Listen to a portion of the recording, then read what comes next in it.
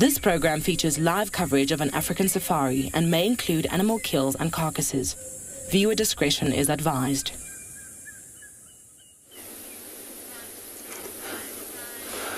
Wow, we just found some lions here. This is the Birmingham Pride, which they just moved from where they are. Welcome, everyone. And yeah, this morning we just found these lions here. They're just lying relaxed, but this is the Birmingham Pride, of which they've moved, I would say, about 2.5-3 kilometers where they were last seen last night. So we're gonna watch these lions and enjoy what they're doing. And then I'm not alone. So this morning we're going to be taking to this African experience. I've got Steve and Djuma, Lauren, and then Tswalu I've got Kyle, Phinda I've got ANGUS, and then Prrivate and JP. So we're going to be taking you to this African bush experience.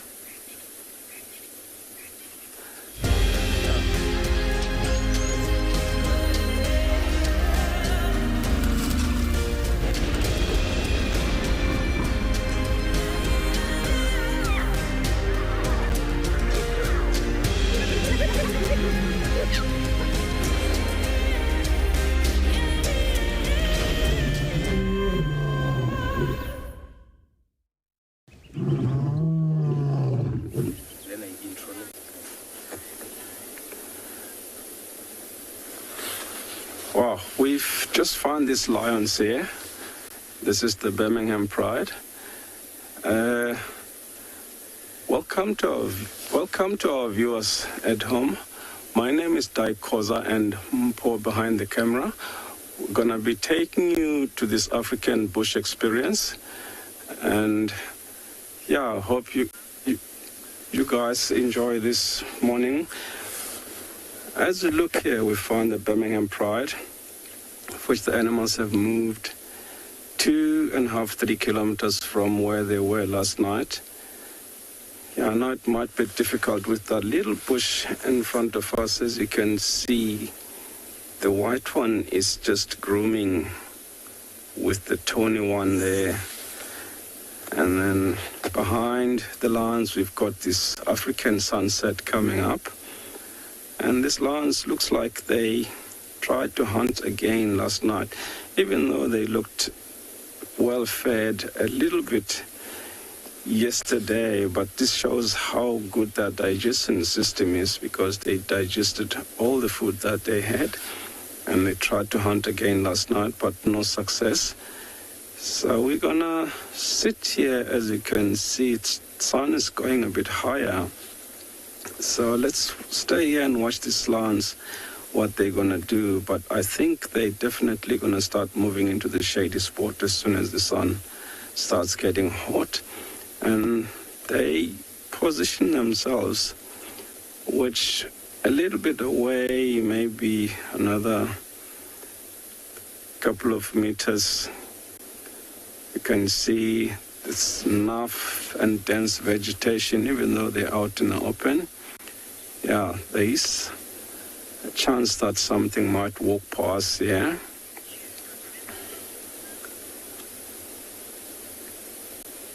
Yeah, we're gonna sit and watch these lions and go over to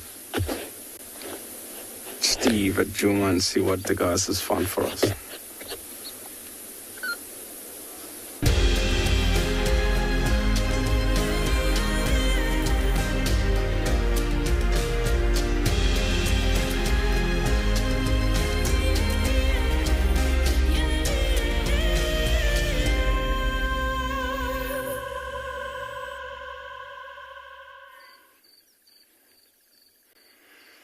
Good morning, everyone. And it looks like it's going to be a beautiful day here at andBeyond Phinda. On our way to try and look for those same two cheetah that we've been spending quite a lot of time with over the last couple of days, we came across these two white rhino. My name is Angus, and behind the camera this morning we have Odie, and we are going to be a little bit later trying to go look for those cheetah that we found last night. You can see these two rhino are just eating at the moment, eating the shorter grass on the side of the road. Wasn't very difficult to spot them, being such big animals and being so close to where we're about to drive. And you can see that they're white rhino. Notice how close to the ground they hold their heads. Typical behavior of them with their very wide mouths. In contrast, black rhino would usually eat from shrubs.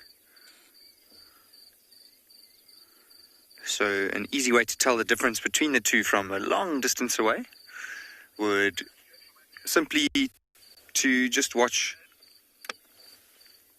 how they hold their head. If they hold their heads low like this, it's more likely a white rhino than a black rhino.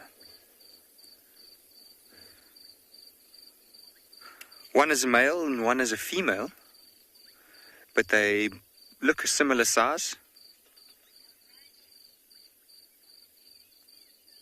Darcy, yes, a rhino roadblock. The best type of roadblock, really. Much better than a Joburg roadblock.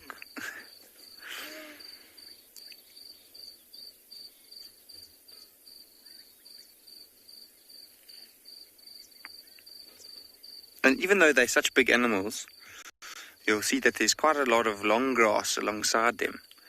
But it seems like they prefer the much shorter grass with the new green shoots coming through. And it's at this time of day when it's very early and quite cool that would be the best time for them to eat, because it's not so hot and moving around won't make them so uncomfortable. They are very big animals though, so they will have to eat quite often throughout the day.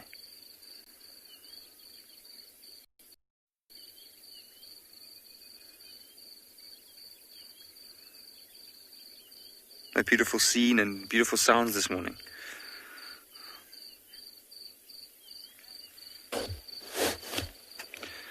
So Odie and I are going to keep going and try and look for cheetah. For now, we'll send you over to Lauren to say hello to everyone.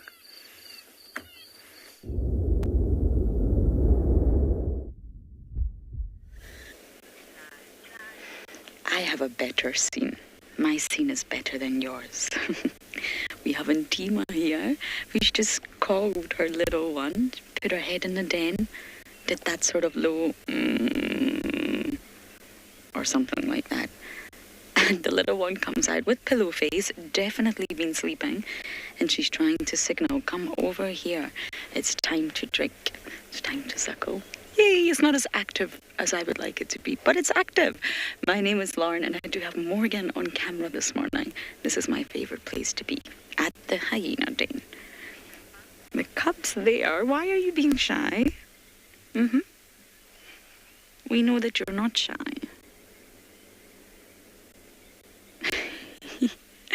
I cannot believe the difference in this little one. This is the youngest cub of all the cubs.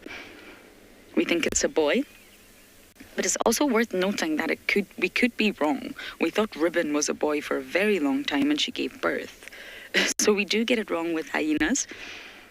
And Tima's coming back to say, come on.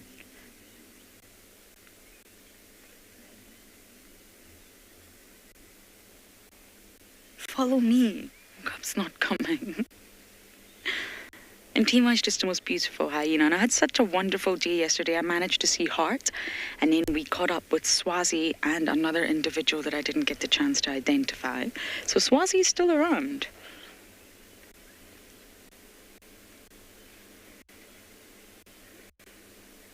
And Tima, your cub is being very defiant and not coming with you for some reason.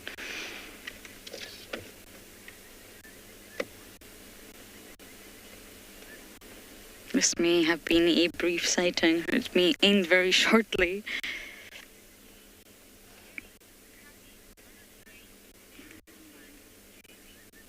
Amy, you're saying yay, cubbies. Oh, I think yay, cub, and I don't know how long this is going to last for. If you think about it, it is quite late in the morning. And Tima's waiting. She's waiting on her little cub who's just not following. I think she's just going to wander off. Would you look at that? Extremely brief. Everybody's sleeping. Ah, Morgan, how sad. Are you sad, Morgan? Yes, he's sad. Okay, well, that is a den activity for this morning. I think we shall bumble and see what else we can find. It's chilly. Oh, winter's just hit us in the face already so hard. Oh, dear. I fear. Ah, she turned on. Come on, Wendy, you can do this. Wendy's being a little bit temperamental these days. Broke down in a total of 6 times yesterday during drive, so hopefully she will survive this one. Okay, we're going to bumble on, see what else we can find today, and we're going to send you across to Steve to say good morning.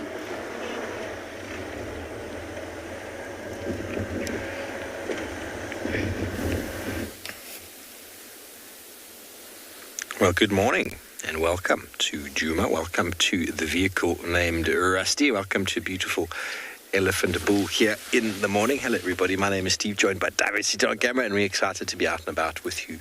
And we hope you're as excited as we are on this Wednesday morning. It is shopping day. Food arrives today, so we can supplement our smoothies.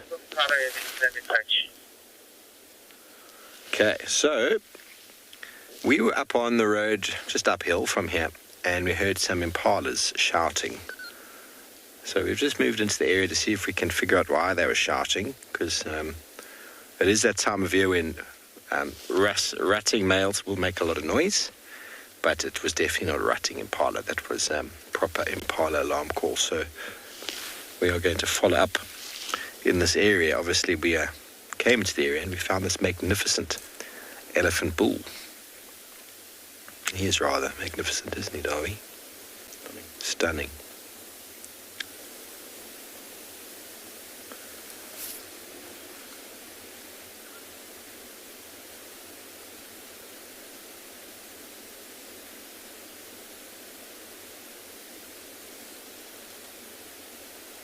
Feeding on a creeper of sorts that is pulling out of the bush. But this morning, everybody, we are going to be once again focusing on a few birds. Christopher, such beautiful tusks. Sterlings. That's a Nediki. Nediki calling off to the left. Such gorgeous tusks indeed. He's a handsome fellow as well. Trying to see. I can hear Koki Franklin as well calling. It's a little bit misty, so we do apologize. This is all live. And coming to you with a sun in the background of the elephant, and any mist on the screen can make it look a little bit hazy. Some nice dramatic effect.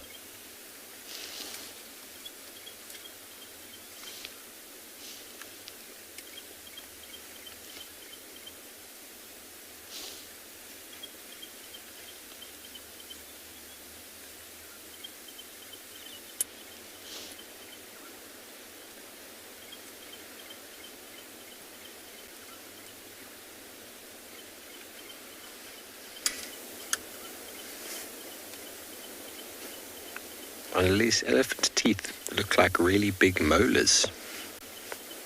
Don't have a picture. I don't think I have a picture. I might. Let me see if this wonderful book of mine does indeed have a picture. I think it might do. They're really big molars. 78. Oh, what's the matter, boy? You are so big. Look how big you are. You're so big. There we go. There's a broken elephant tooth over here. Now, that would have fallen off the front of the elephants. So there would be a line of them behind. The molars start, and then they erupt, and then they push out, and that will fall off like being shaved off with the file, for example.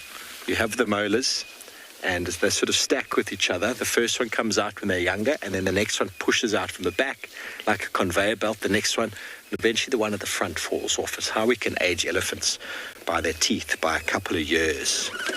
Let's move up.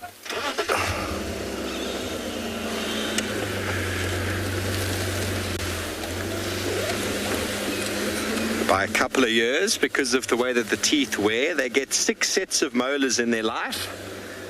And by the time they reach 40, 45, that last molar pushes through the back. And once that's worn down, then that is what actually causes the majority of elephants to lose condition and eventually die. The fact that they're not able to chew their food.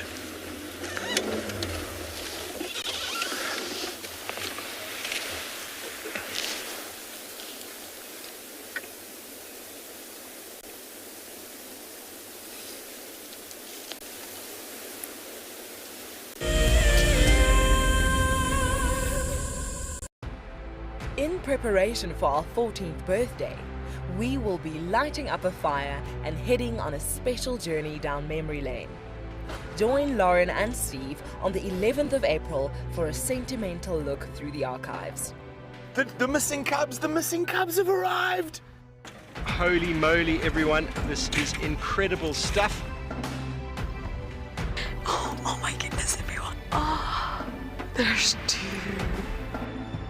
Who better to have as special guests than the WildEarth co-founders Emily and Graham Wallington. They'll be answering questions about WildEarth's fascinating journey since its launch in 2007. Sign up to be a WildEarth explorer and join us straight after the Sunset Drive on the 11th of April for what promises to be a remarkable evening.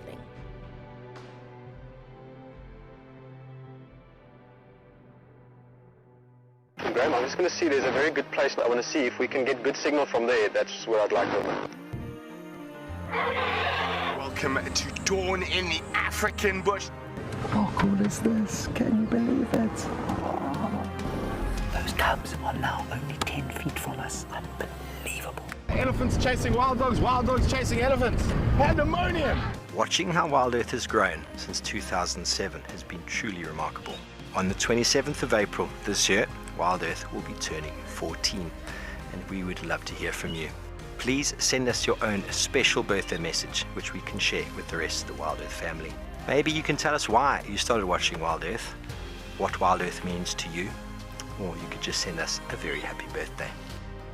Don't forget, when you want to film yourself, to hold your phone sideways to get the best angle. When you are ready, you can email your videos through to birthday@wildearth.tv. Hi, my name is Tristan, and I am a guide here at Djuma Private Game Reserve for WildEarth. We love connecting you to the African bush, and we always look forward to all of your questions. If you want to ask a question on WildEarth, you'll need to register on the website. Once registered, go to our live safari page and submit a question below the live feed. Catch up with me on WildEarth.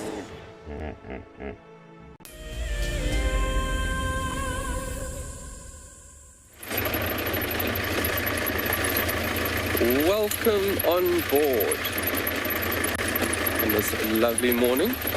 Nice and chilly, a little bit of a wind, and the sun is about to peek over the Coronaburg Range. Good morning, good morning, good morning. My name's Kyle, behind camera is BK, and we are traveling south this morning. And we are just going to scratch around here in the bushes. Hopefully we can unearth something exciting.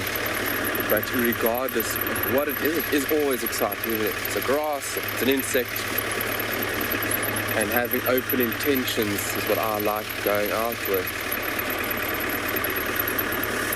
The beautiful colours. Let me stop there for a few seconds so you folks can enjoy the rattling of this trusty old steed. Looking very, very beautiful. BK just busy balancing us there, leveling us out, and look at that. Yum, yum, yum, yum, yum, yum.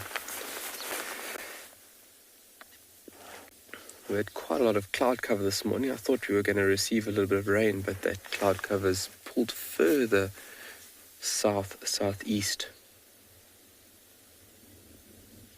And the mornings are really starting to feel somewhat like winter.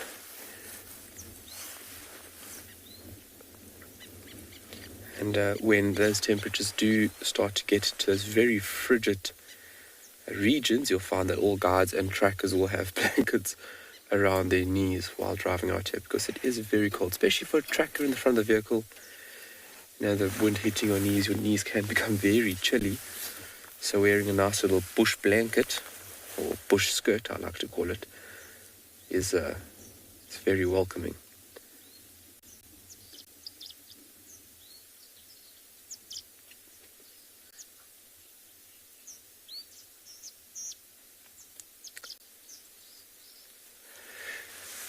Let's send you over to JP, who would like to say good morning.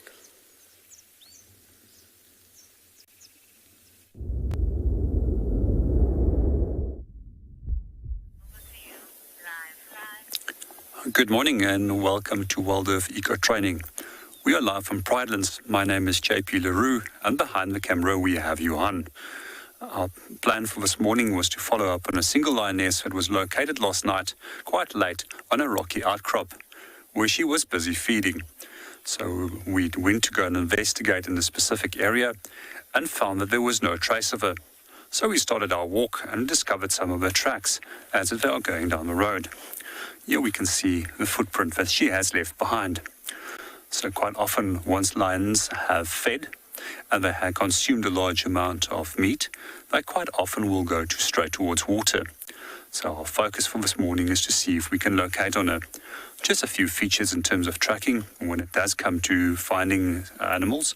Some of these features I have discussed in previous editions.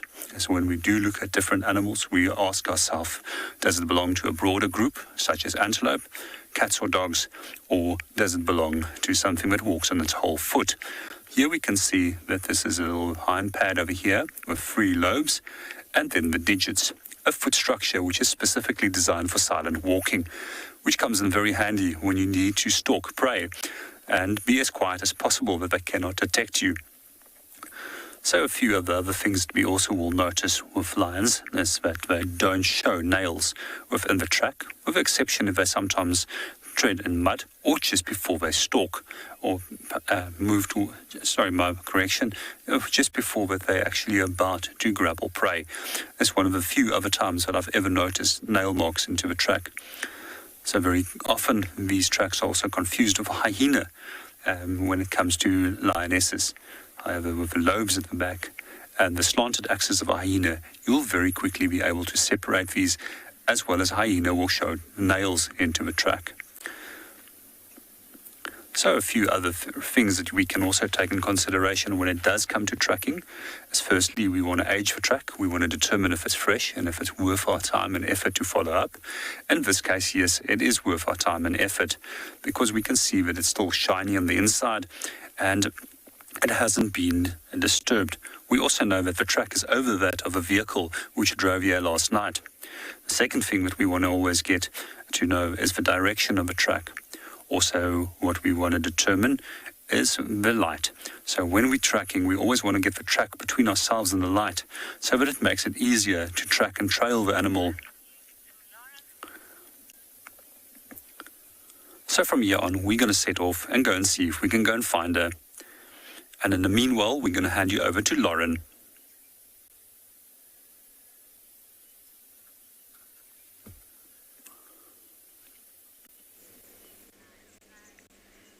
We have a huge herd of buffalo. I wonder if it's the same herd that Darby and I also had the other night.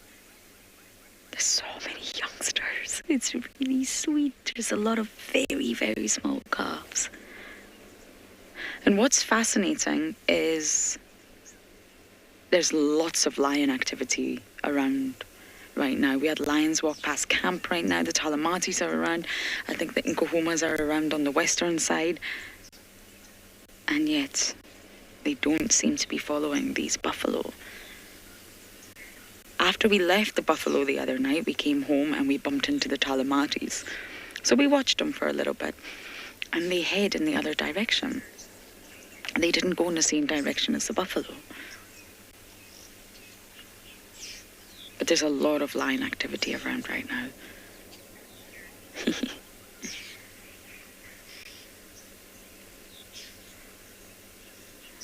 I wonder if they get annoyed with the oxpeckers after a while. We get both the red-billed and the yellow-billed.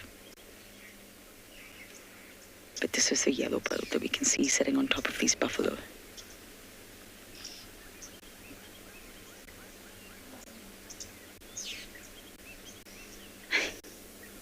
It's suckling. Can you see that, Morgan? This little one suckling. How sweet.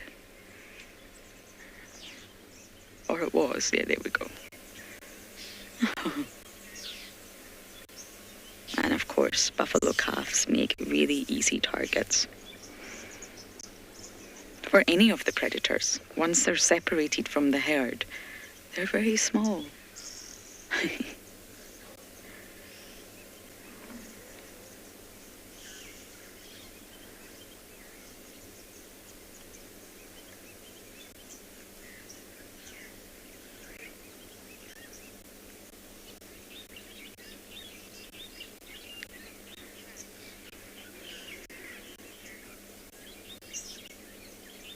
Sorry, go in one more time with that question.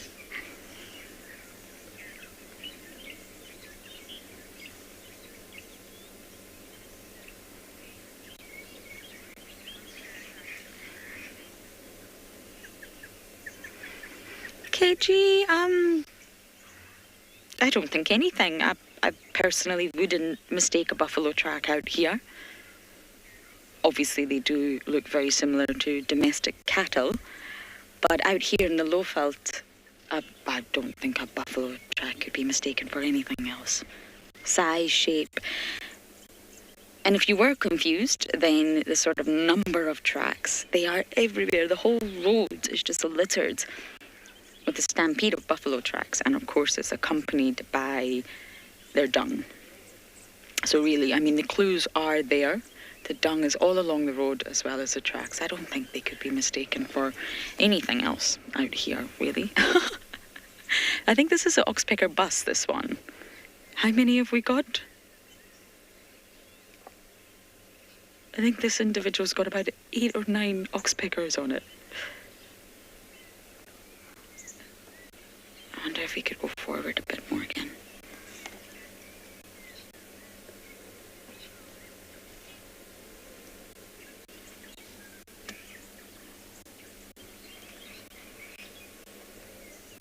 Yeah, let's go forward.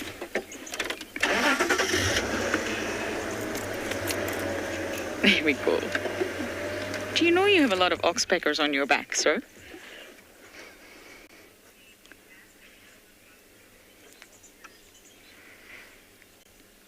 I mean, just the way that any bird would maintain balance. They're able to grip with their feet, sort of specialized toes that they're able to cling on to the hair on the buffalo.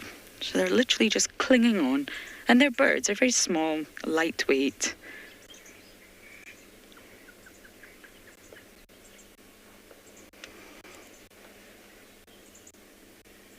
It's easy for them.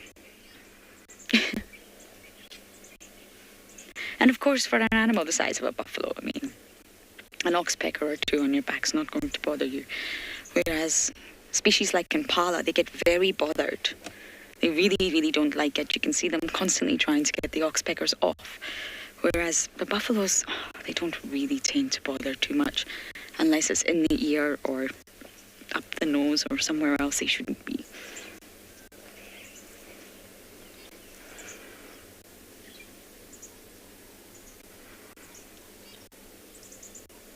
Ah, there we go.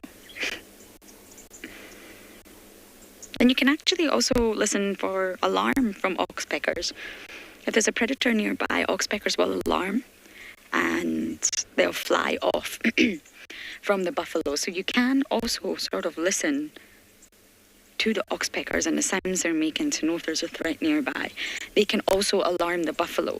So I guess there's a little bit of a mutual benefit in that aspect.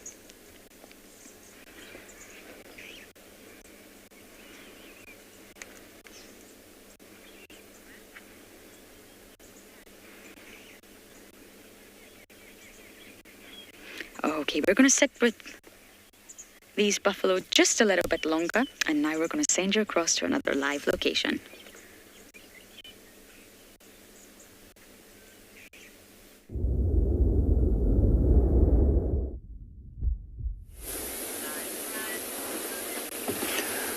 Yeah, if you look there, now these lawns are lying flat, most of them, because those baboons that we had earlier on, they have left also. And it's quite amazing how these animals blend in with the color of the soil and the grass. Like, if you look, you can only see the three in front where the young white male is sleeping, but there's few more other animals at the back that you cannot see. That shows how well they blend in.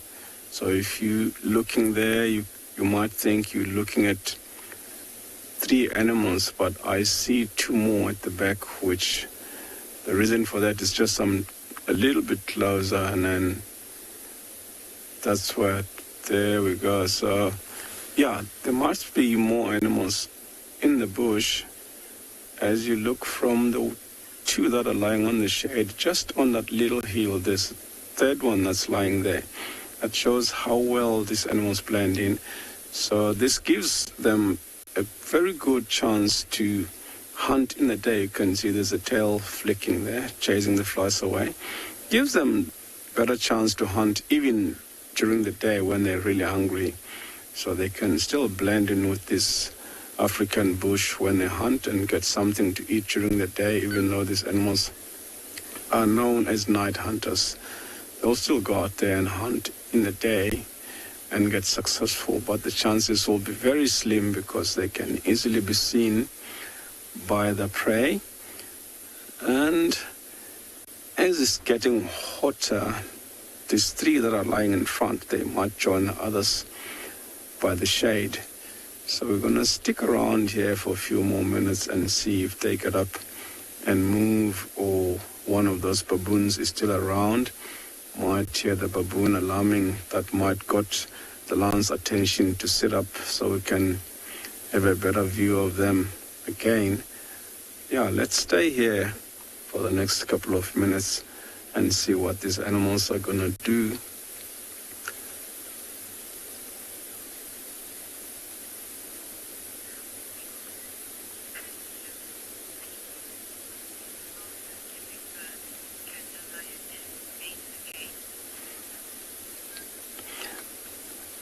Yeah, Peter, it just depends, because these lionesses have to look after their cubs until 2.5, 3 years. That's when they can hunt properly for themselves.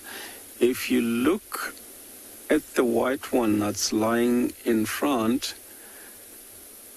he's just over 2 years now. So soon these lions are gonna have cubs. I don't know if you were with us the last 2 days, because we saw one of the lionesses from this pride, which is got now already 2 cubs. So they'll look after these cubs until 2.5, 3 years. That's when they can mate again, unless a new male comes into the area and kill those cubs, and then she'll come onto oestrus and mate again.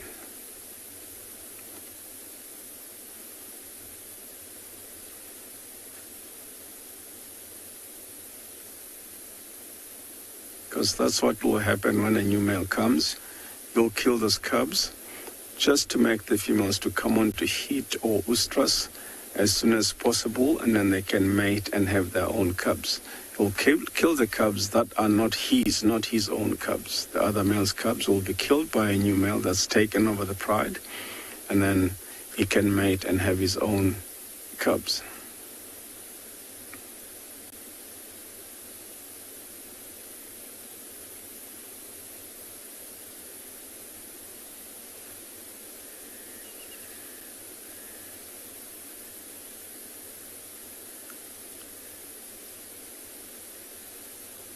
I don't think these animals are going to be doing much for now.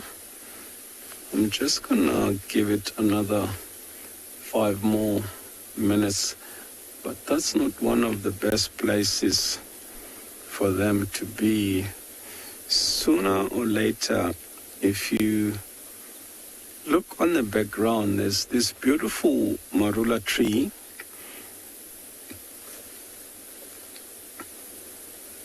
I'm going to get onto that now. There we go. I'm not sure if you're going to be able to see that tree. That's one largest tree from here that I think they might go lie under.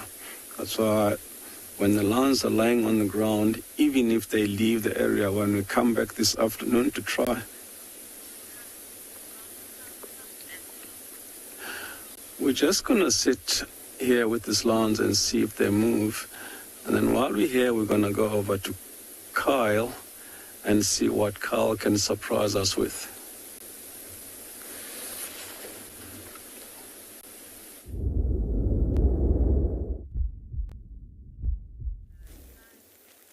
In the meantime I'll show you guys a very beautiful scene.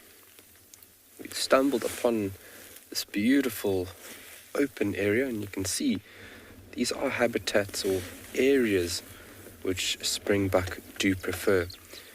They're more of an arid species of antelope, so having areas of great visibility is very important for springbuck. And that's how they stay alive out here. If you have good view or visibility, that means that you can pick up on a predator fairly easy, because there's not a lot of cover or not a lot of sneaky spots for a predator to hide away.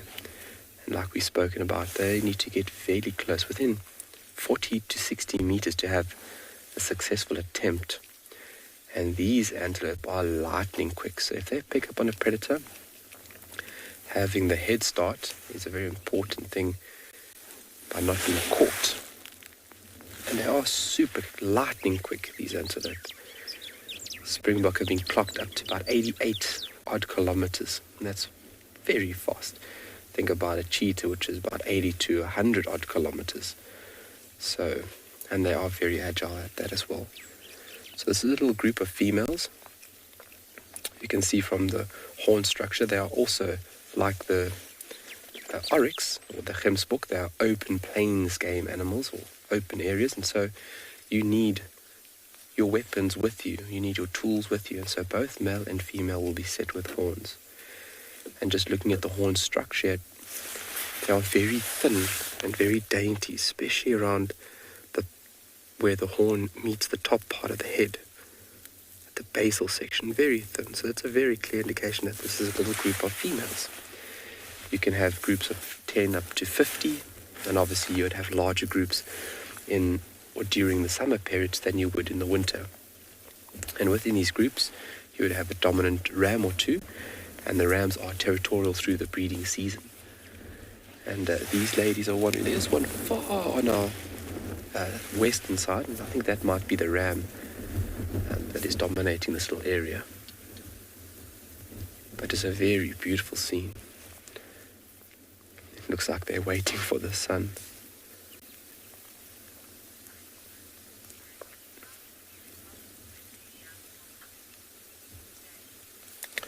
Danny, they would use those horns to defend their young. So in the very, very early periods after birth, the young will actually hide in thickish grass or in a bit of cover while the mother goes off and feeds.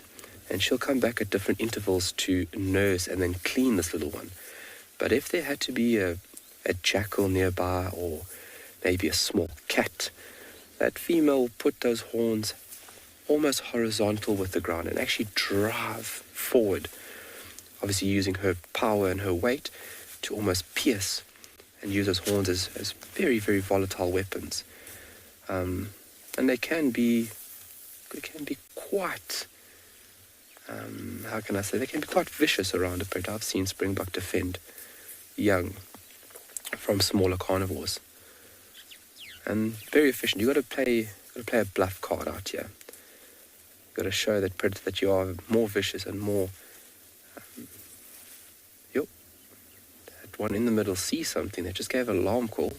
And you can see how everybody on the left there just kind of responded.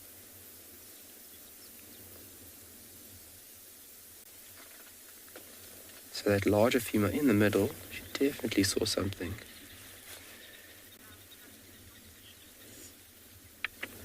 Well, these beautiful ladies aren't going very far, but let's send you over to somebody who is moving and grooving in the bush.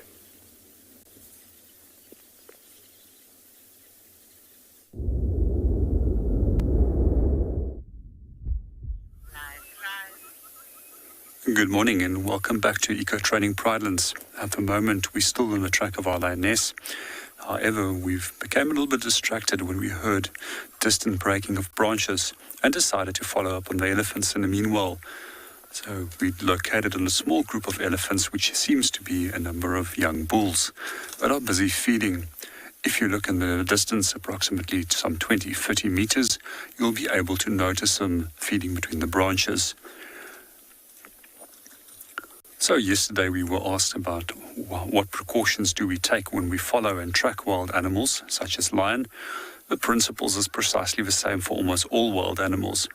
So firstly, we made sure that this morning that the wind was in our favor before we started approaching. Elephants have got an amazingly good sense of smell and also hearing, so therefore we don't want them to hear us or to detect us by smell. The second thing that we made sure was that we've got an escape route for ourselves as well as for the animals.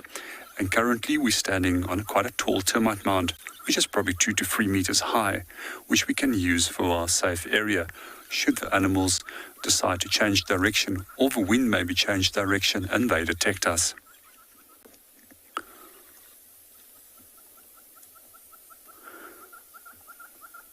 For me, following elephants and being with elephants on foot is probably one of the most humbling experiences. Good morning, Jackson, and welcome to the show. And to answer your question, it's always an amazing and humbling experience to find elephants on foot. As humans, we're fairly small. Myself, I weigh approximately 75 kilograms compared to an animal that has a potential of weighing in between 6,000 and 10,000 kilograms. For me, it's always about respect and showing them, allowing them to have the opportunity to move freely without detecting us.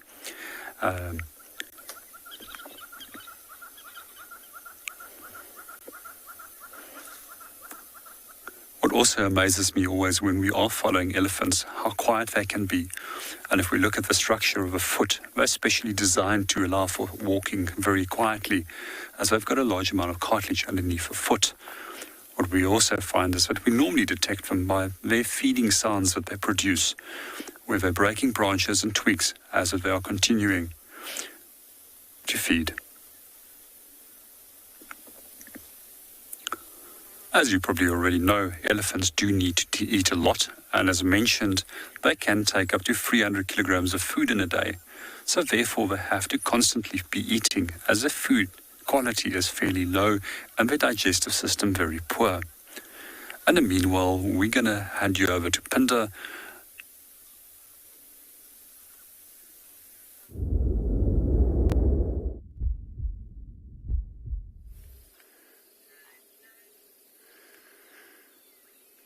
What a peaceful scene here at Phinda. I love just taking in all the sounds that we get out in the bush, especially in the early morning. It's probably my favorite time to be out on a game drive. It's still very cool and the birds are very active, so there's a lot of sound coming from them. And there are quite a lot of hippos in this watering hole, as you can see on your screen. And it's not just that pod that's in screen, there's a few more outside, further away from the main pod.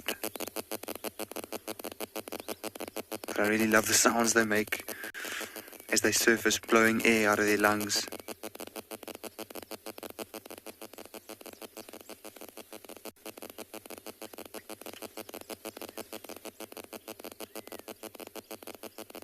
You can see all the ripples of water moving away from those hippos. There's basically no wind this morning, so that's the only movement that we're getting on the surface of the water this morning.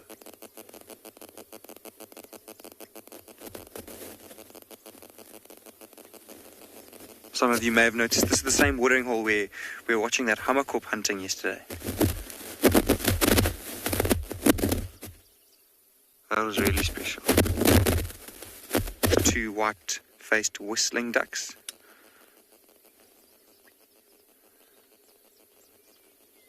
Some of the more common visitors to our watering holes here at Phinda.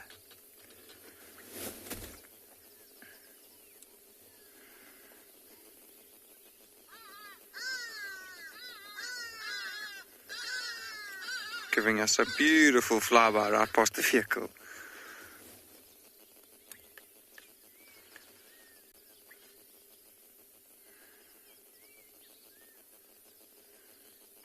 See a couple of the young hippos who are just playing with each other.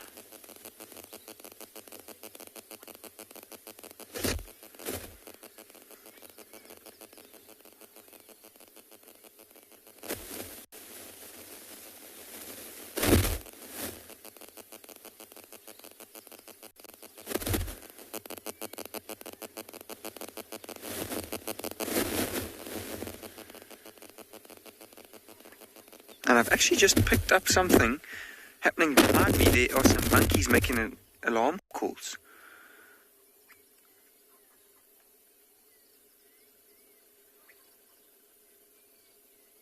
And they keep going. Don't know if you can hear it.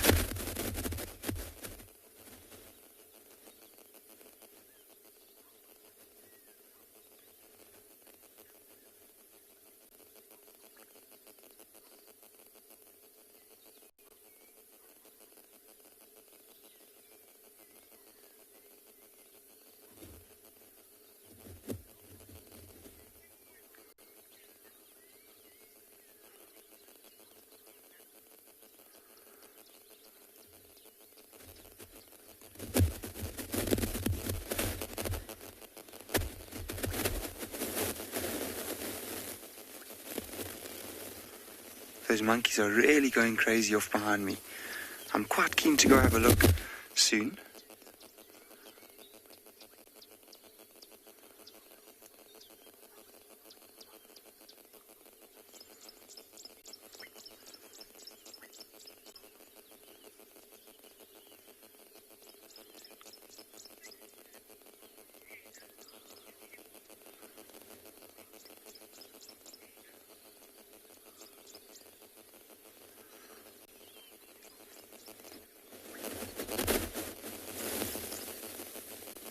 Taylor, I don't think hippos eat many aquatic plants. They usually venture quite far out of watering holes overnight, which would give the indication that they eat non-aquatic plants. They've been known to travel up to between 7 and 10 kilometers in a night, although that's not usual. It just has been recorded before. They usually travel about 3 kilometers in order to find good grazing. It does depend on the rains. So, Taylor, I think predominantly, no, they would eat non-aquatic plants.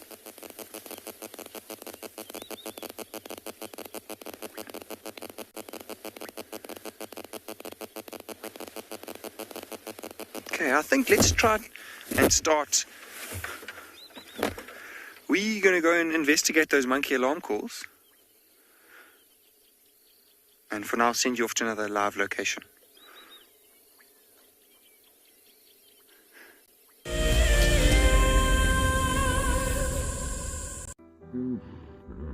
Nestled on the banks of one of the largest lakes in the Sabi sands lies an award-winning game lodge called Tswalu.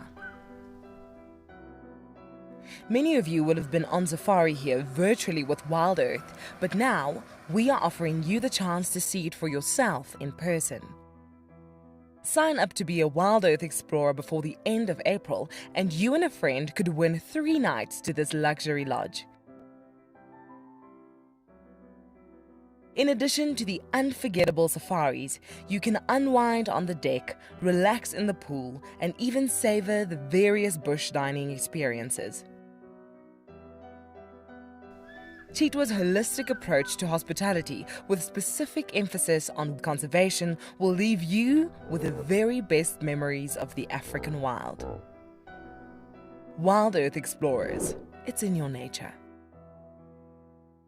So in 1998, we had this idea to go and put a live web camera on a waterhole somewhere in the Sabi sands next to the Kruger National Park. And I approached just about every single landowner, and everybody thought I was completely crazy until I met Yuri and Pippa Moorman. We thought it was definitely a fun idea and a worthwhile thing to experiment. And it immediately became a runaway success. And it gave people all around the world the opportunity to watch a little piece of Africa day and night.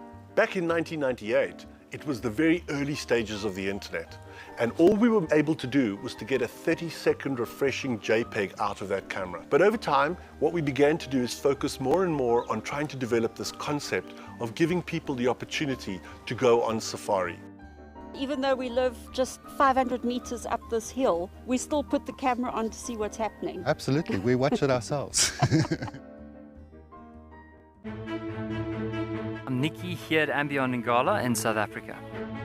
I love getting questions from viewers about all the small things within the environment and how it all is integrated with one another. If you want to ask me any questions, please simply register with the WildEarth website, head across to the Live Safari page, and then post your questions there. I'm looking forward to chatting to you on my next WildEarth drive.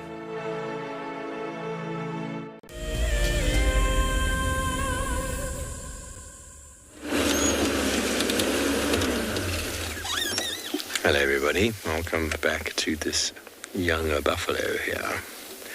Where's the rest of your herd, young female buffalo? Sorry about the position everybody, she moved just as we wanted to go live and now she's hiding behind a bush. Very wet, glistening nose. It's uncommon to find a female on her own.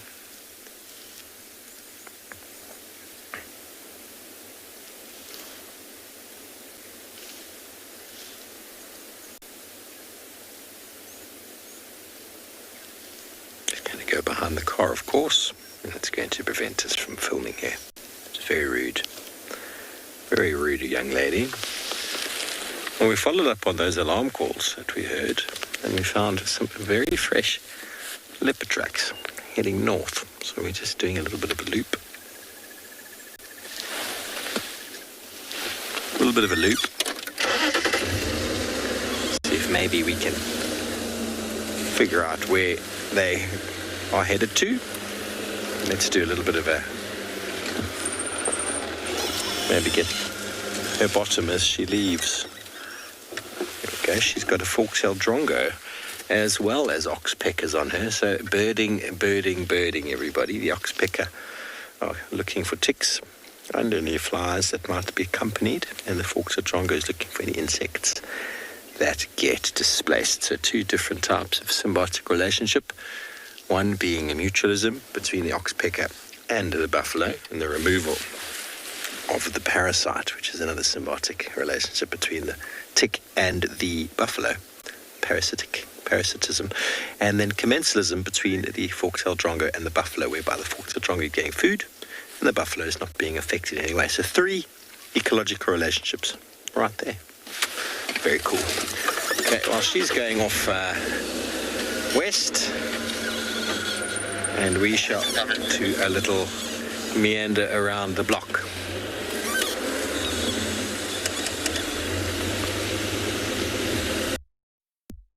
just saw there? Or was it a log? Seeing lots of logs at the moment that resemble animals.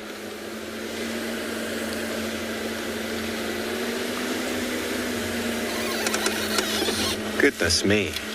That log looks like a kudu. Look at him, Darby. You see it? Right there. Boom. An antelope log.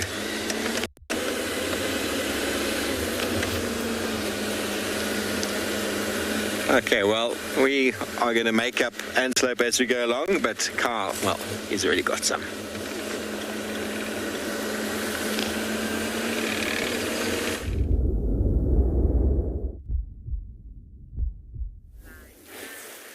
Well, we're still enjoying this beautiful scene. And what we're doing, myself and BK, we're just sitting still. And we are giving a scan every couple of seconds through these vast open areas. Because it is, once you sit still, that something special does just pop up. And just to touch on that previous question that was asked, is how would a springbok defend its young? Is that animal will obviously put those horns down and just giraffe forward. And very, very, very efficient weapons those horns are. And I've seen, like I said, springbok defend their young from jackal and smaller cats, and they are not shy. They'll definitely show the angry side. Through that young period, the young also have underdeveloped scent glands. Yo!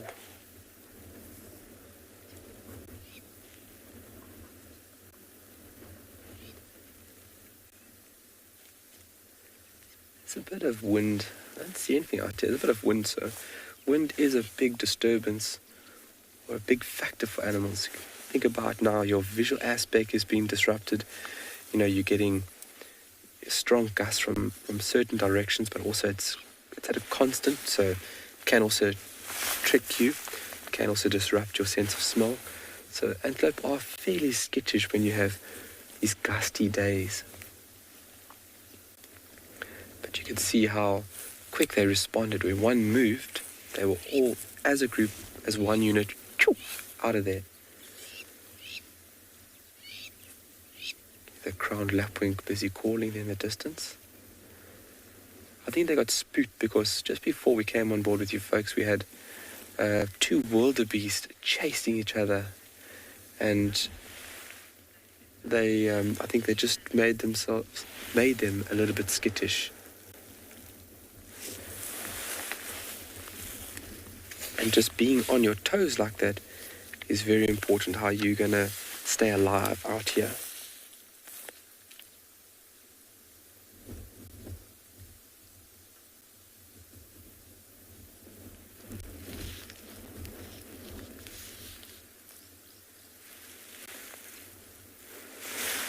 Well, BK, should we move on a bit?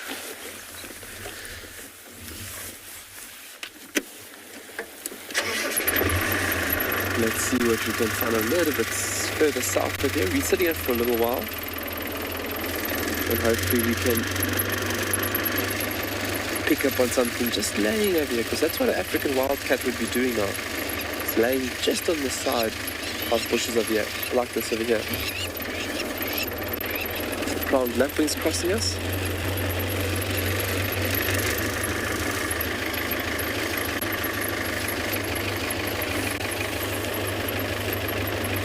And we've decided that we're going to take it very slow this morning, just like yesterday.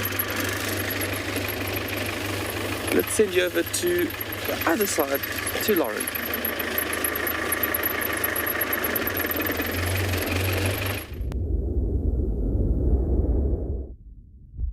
Some elephants. Looks like a small herd. We're in the south of the property. We've heard that Tandy and Maribes are on Little Gowrie.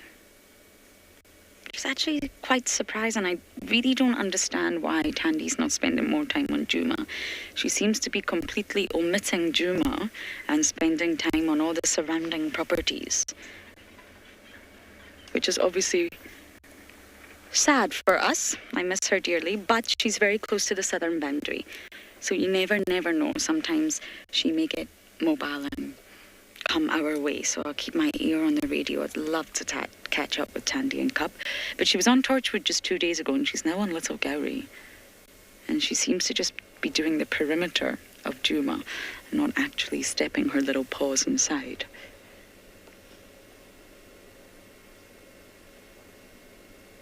But these are some extremely happy elephants.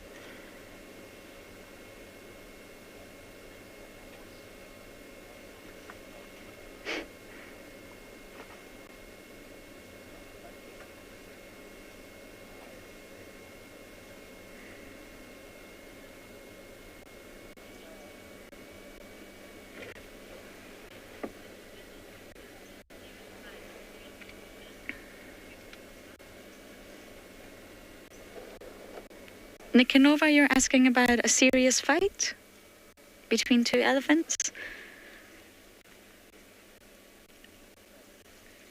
It's hard to determine serious, I guess, but I think the most that you witness out here is definitely tussling between boys. It can get very boisterous, and of course with the sheer body weight behind two males, it definitely appears a lot more aggressive to us meager humans.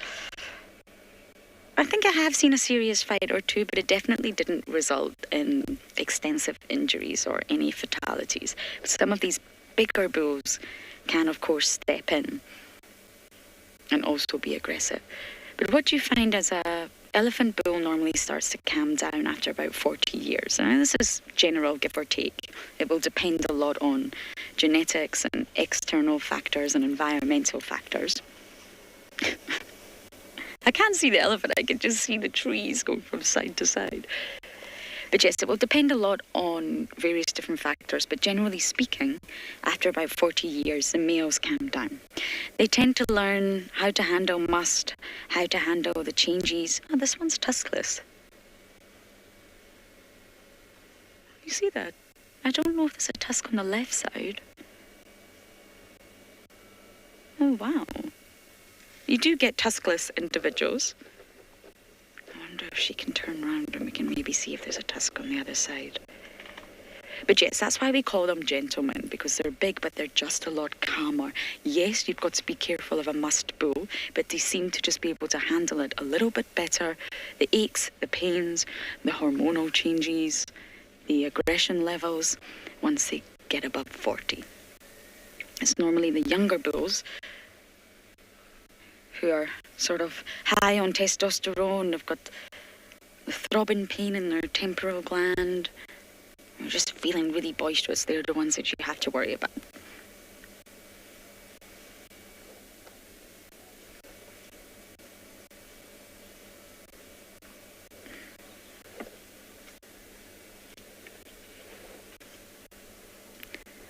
They're fairly common. Tuskless individuals. They say that sort of when you see a female that doesn't have any tusks, I'm trying to wait to see if she has a tusk on her left side, but when you see a female that's tuskless, it's normally due to genetics. Females are nowhere near as aggressive towards one another, they can be towards humans, than males. Males are far more aggressive, and females just generally are said to use their tusks a little bit less. Tusks are, of course, modified incisor teeth, so they can naturally break and snap off. And when males don't have any tusks, they say that this is due to injury and fighting. But for females, it's normally sort of a recessive genetic characteristic. So tusks can continue to grow throughout their entire lifetime, but they will not regrow. So once they're broken or snapped or severely damaged, they will not regrow, but they will continue to grow throughout that elephant's lifetime if they're not damaged. So tuskless elephants are fairly common. But she's not turning around. I don't think she has any tusks. I can't see any sort of protrusion.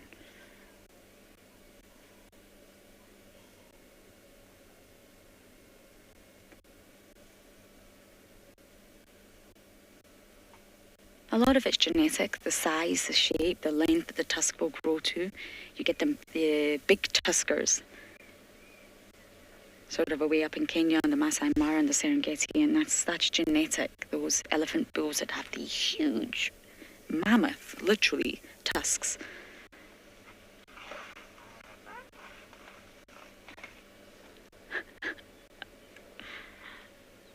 Some interesting sounds.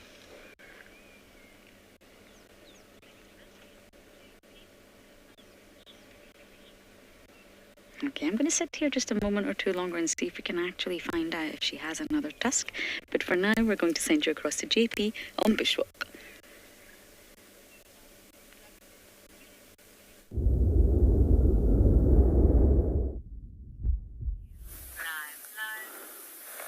Good morning and welcome back to Eco Training Pridelands.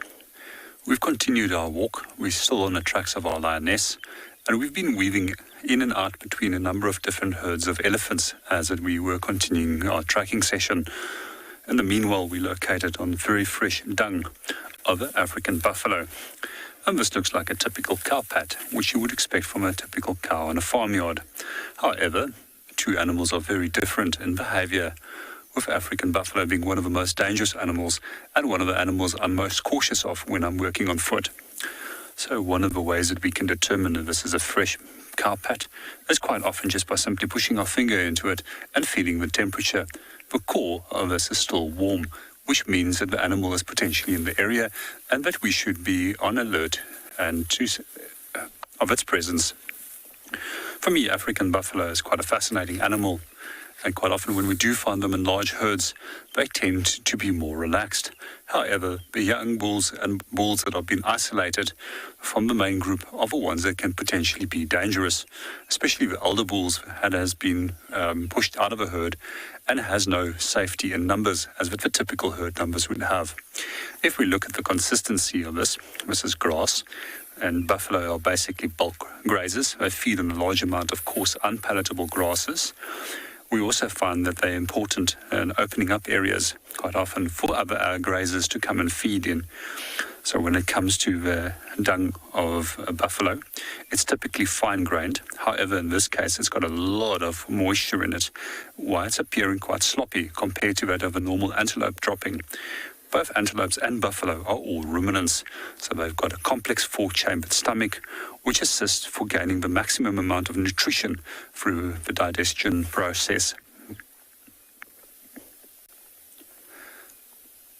Also behind us, we can hear oxpeckers in the distance. I'm sure everybody is familiar with them, and that is also a potential indication that that buffalo might still be in the area. To come back in terms of which dung beetles are going to use this, there's a number of different dung beetles that might utilize it. Those that roll, which will create little balls, and then roll the dung away to their tunnels. Those that will actually lay the eggs directly into the dung. And then also these that will make little balls and then pull that underneath the dung pad into the ground. And then fourthly, as you probably have known and learned over the different shows, is that they also can steal. So some species are actually well adapted to stealing the dung balls from other individuals and then utilizing that for themselves.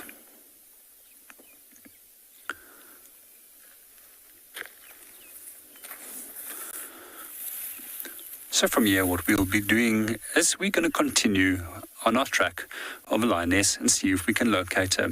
But in the meanwhile, we're going to hand you over to Steve.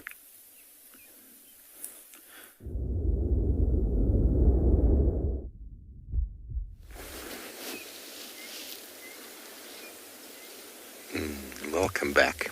Welcome to a nice quiet moment at the watering hole, a perfect opportunity to reflect on the day, reflect on one's purpose, and to also indulge in a warm beverage.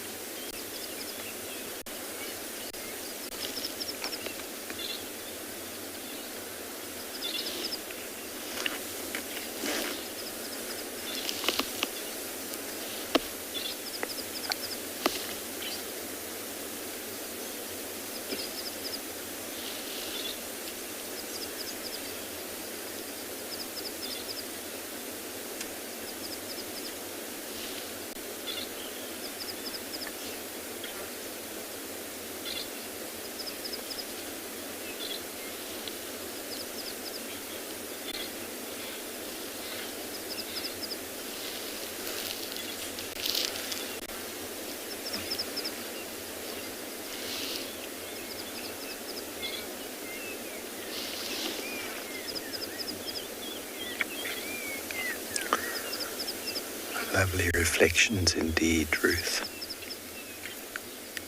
You can hear a black-crowned jaguar.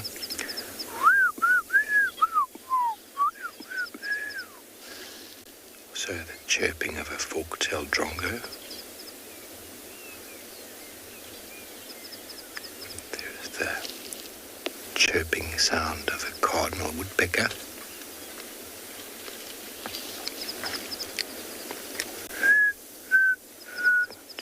Spot batus.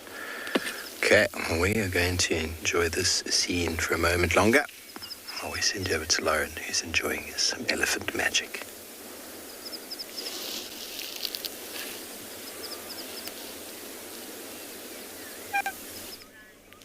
We are very much enjoying the elephants, although I realise we've probably not got the best views. Sorry, Morgan. I've got a good view. Maybe, what do you think about reversing?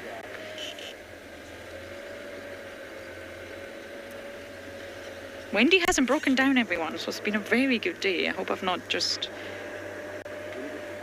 a little bit more.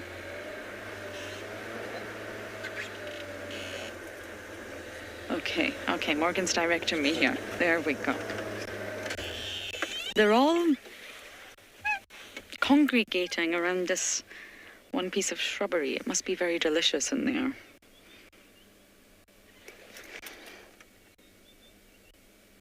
I can't see exactly what vegetation it is they're eating, but something must be extremely yummy.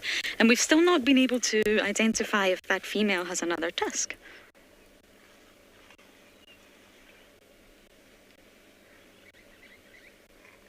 But it's normally genetic, so you will find within a herd of related females, it's a recessive gene. So the sort of tuskless genes will pass through, and you can normally find in some areas, or at least some herds, all the females will be tuskless for that reason.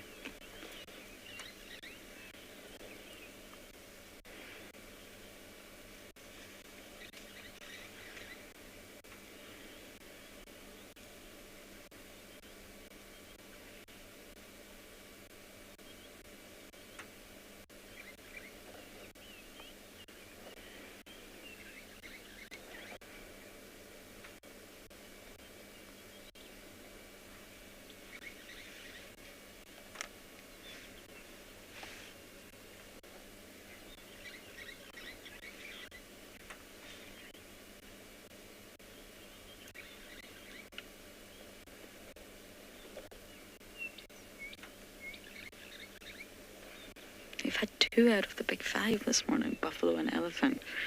Now we just need to find lion and leopard. Doable, I think. Morgan agrees. It's doable.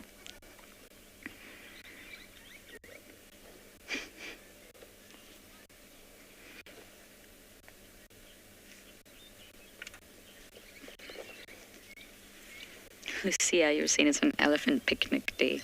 Always. Every day's a picnic day if you're an elephant. There's food all around. Grass, shrubbery, branches, bark, delicious cambium layers, marula trees just waiting to be debarked, cluster leaf just waiting to be pushed over. Every day's a picnic day.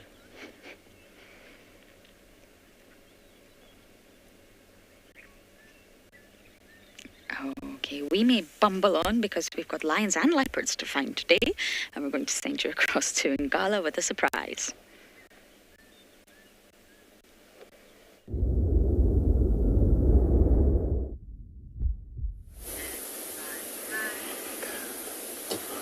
Wow.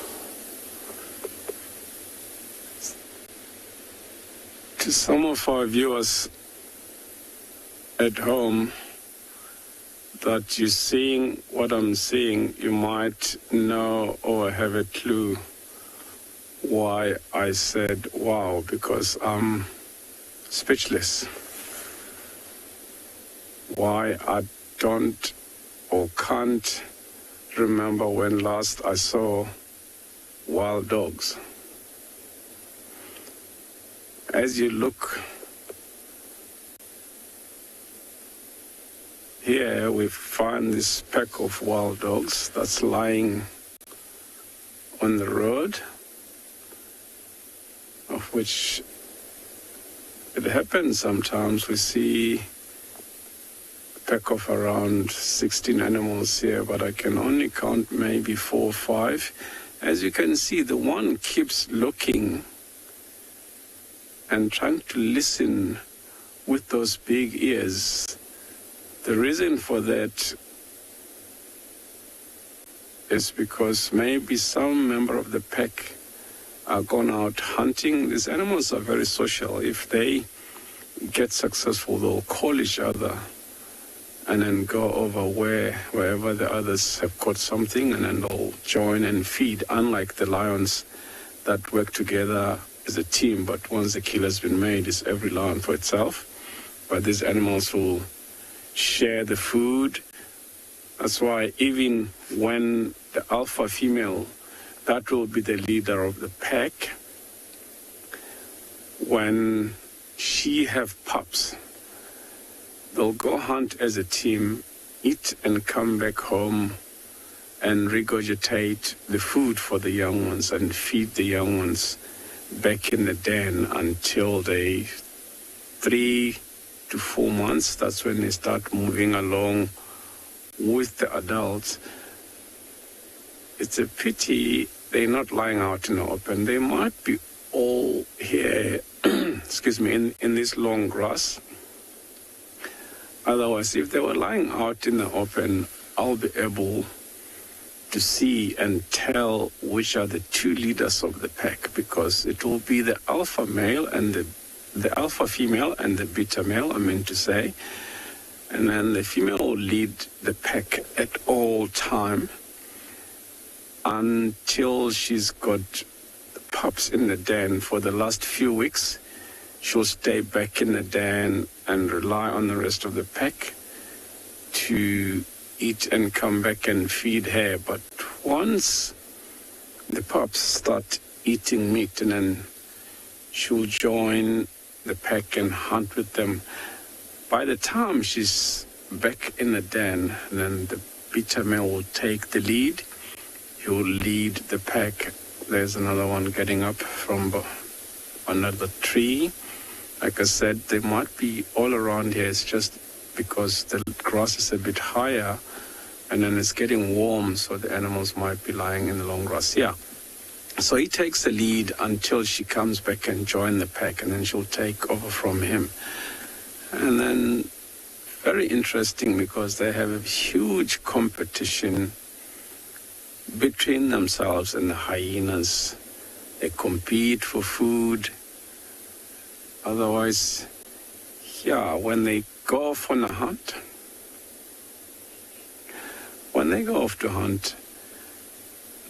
they'll be trailed by a number of hyenas and try to take whatever they feeding there. We're just gonna sit around here and see if these animals move. That will be really nice to us to see them get up and walk, so we can see them a little bit better.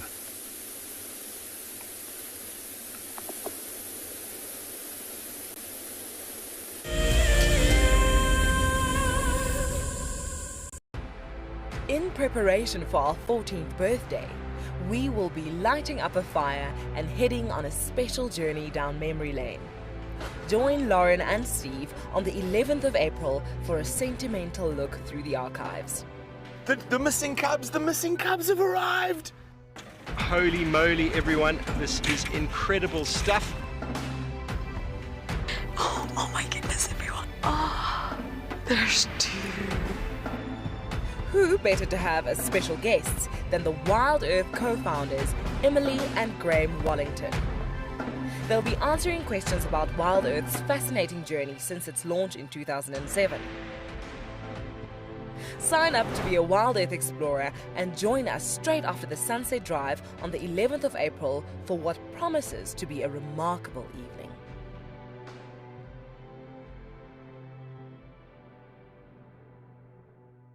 For many years, WildEarth has taken viewers from around the world to the Mara Triangle, a place of majestic beauty and abundant wildlife. But it wasn't always like this. Before 2001, it was infested with poachers. Illegal harvesting and hunting was rife. Now the situation couldn't be more different. The hard work and dedication of the Mara Conservancy has revolutionized this magical land. But now, the loss of revenue from tourism has created a grave crisis. The Mara Conservancy needs help if they are to continue protecting the reserve and supporting the local communities whose livelihood depend on its survival.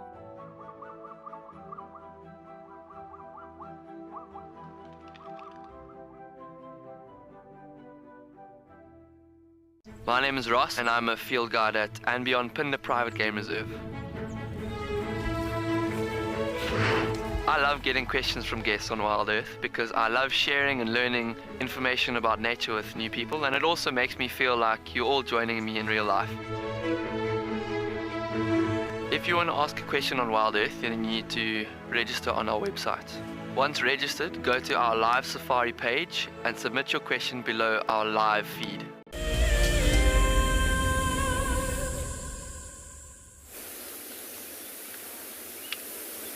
Welcome back, everybody. And the garden service has once again moved in and around Djuma. They must have come in last night. I had their trucks heading out last night and they came back in again. So doing little loops in and out towards the water and mowing the lawn as they go, dropping their tick loads, depositing their dung and hiding behind the bushes. Now that female we saw earlier, I think was a bit lost because she was going in the wrong direction. She was probably trying to smell where the herd had gone, and obviously she'd smelt where the herd had come from. So who knows what got her disorientated. But she's definitely gone the wrong direction.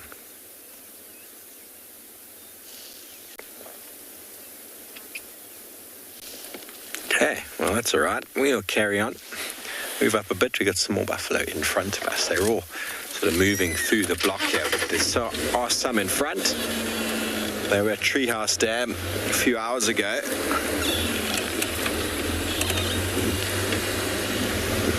All moving through the seep line here.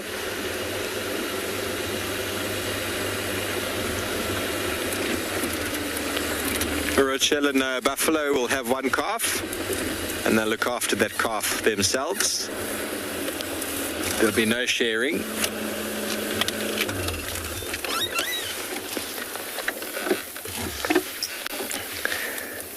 And we have a bird once again on the back, hiding behind the ear. This is one of the older bulls.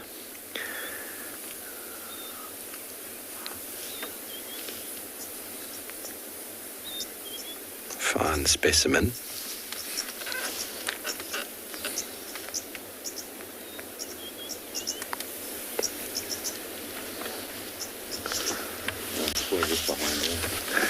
You'll probably hear all of the ox pickers.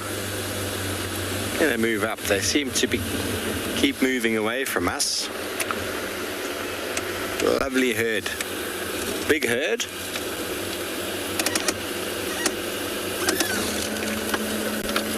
Oh, look at that fellow.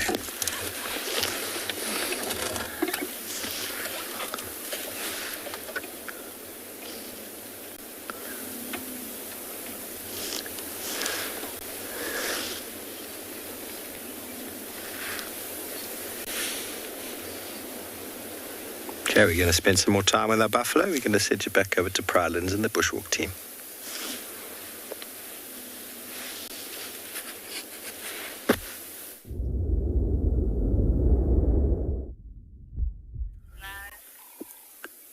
Good morning and welcome back to Eco Training Prrivate. We're still on track of following our lioness for the morning, and we've just located on a little nest that we found inside a buffalo fawn. So the little nest that we have over here belongs to a bird that's known as a blue waxbill. I'm just going to quickly show you a picture of how it looks like. And there we go. This is our little blue waxbill. So typically, blue underparts, brown uppers, and this little seed eater that we find often will place its nest deliberately into fawn trees, where the fawns will protect it and the nest against potential mammal predators that might want to harass it. At times, they also take it a step further, and they will deliberately build the nest close by towards where wasps are nesting, to employ these wasps then as an extra security detail to protect the nest and the young while they're out. So the blue little waxbills, they tend to use 3 different species of grass, which is their favorite species to make their nest from, of which one of them is known as a blue seed grass, which is a more typical grass that they will be using.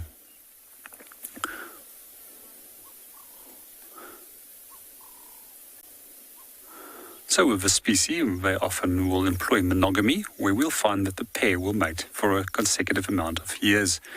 In some species, we also find that some of the birds that employ monogamy might do so for a few years or for a single season, and then occasionally in some species also for lifelong.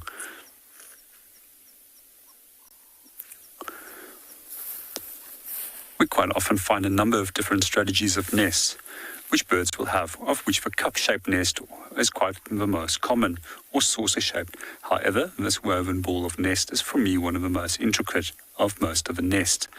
And then you also have some more complex nest structures, such as that of the weavers, and especially those that we find in the Kalahari, which Carl is busy looking at the moment, which is belonging to the sociable weavers. So if you also look a little bit closer, the tree that we're looking at is known as buffalo fawn, and it gets its name from the fact that the buffalo often rears its backside in a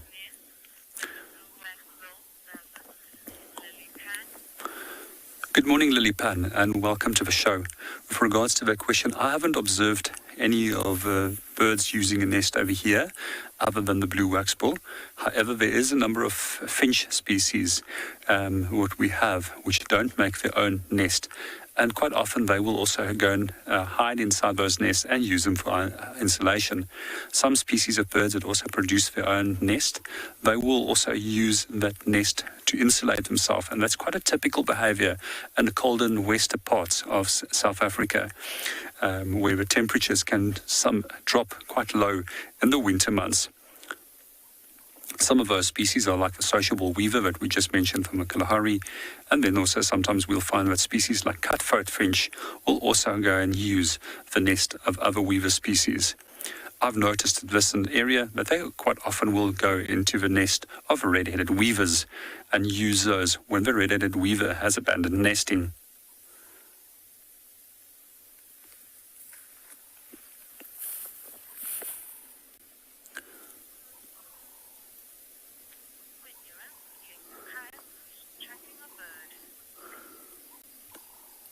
We're going to continue on our walk and see what we can go and find and see if we can chase down our lioness for the morning. But in the meanwhile, we're going to hand you over to Carl that's busy tracking some birds.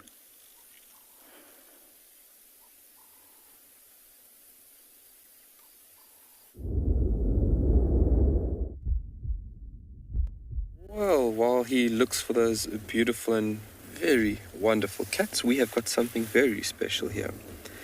And this must be my 5th sighting, maybe. Yeah, around about my 5th sighting on Tswalu since I've been here. There is a pair of secretary birds, and we can see they are secretary birds due to its walking behavior. They spend a lot of time on the terrestrial basis in search of various prey items. So walking in that manner is very distinctive. You can see the pattern And the bird's movements, very, very distinctive. Obviously, it would be separated from something like a crane, which would be something similar sized. And then as well as that beautiful, beautiful color scheme that it has got. Beautiful greyish body, and then the back end of the wings and then legs are black. Long tail, and then very, very long legs. And there is a pair here. They are quite far. We spotted them on the eastern facing slope, and when we saw them, we sat for a couple of seconds and they took off. And these birds are wandering through these grassy plains in search of any available prey. Secretary bird, obviously they do focus now and then on snakes, but it actually makes a portion of their diet. But they would go after insects, amphibians, reptiles, birds, their eggs, small mammals, you name it, anything that moves, basically. And then how they would kill their prey is in a very unique manner. So if you take a look at those long legs would give a very strong and deadly blow. So basically like stomping on their prey. With hard downward blows, yeah. And then once the prey item is stunned, they would basically pick it up and then swallow it whole. I've seen him take large rodents whole. But really remarkable and unique way of obtaining one's prey by stomping on it. So the bird would use one leg and almost give these very quick blows to stun and kill the prey. But wondering like this over years what this bird would be doing, and as soon as something is flushed, it would run after it and try and give it one or two quick punches with those feet. Oh, yeah, punches, I would say a punch and a kick. But very unique manner in which this bird finds its prey. So this is a pair. Male and female are alike, the sexes are alike, but male will be slightly larger in terms of body size. And then the crest would also be longer along with the tail. There's the partner on the left.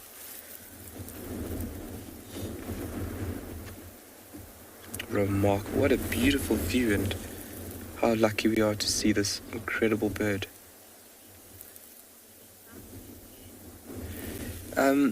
Kelly, I've seen them predominantly in pairs. They can be split from one another, so sometimes you can find one by itself. But I have predominantly seen them in pairs. And they do form a monogamous pair bond, so basically male and female mating up, and if they are a mated pair, they create a stick platform usually placed on top of a thorn tree, so making Tswalu a perfect breeding habitat for these birds. And if you look at a pair, they can have a fairly large territory. The territory can be over 1,000+ hectares, which is quite a large area. Oh, sure, the giraffe just come wandering in there.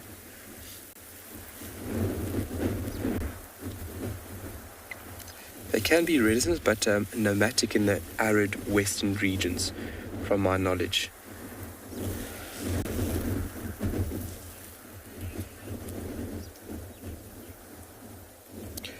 Well, while these birds move off into the distance, we're going to be losing view of them shortly. Let's send you over to a buffalo.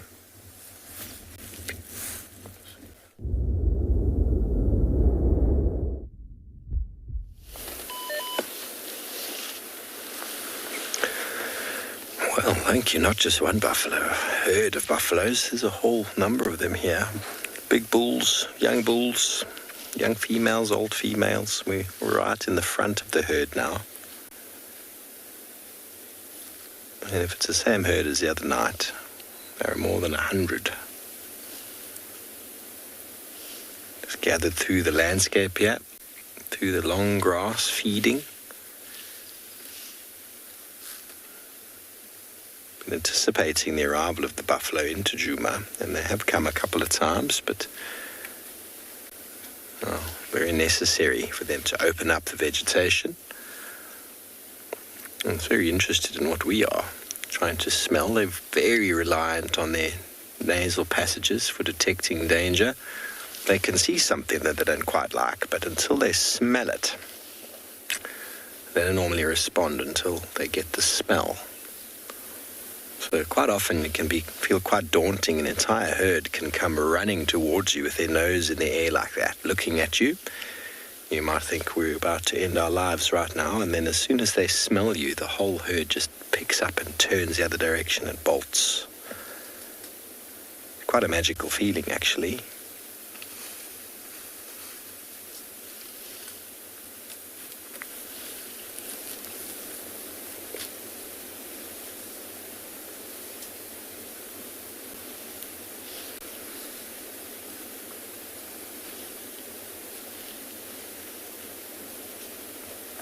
Quite lovely to be ensconced by this herd.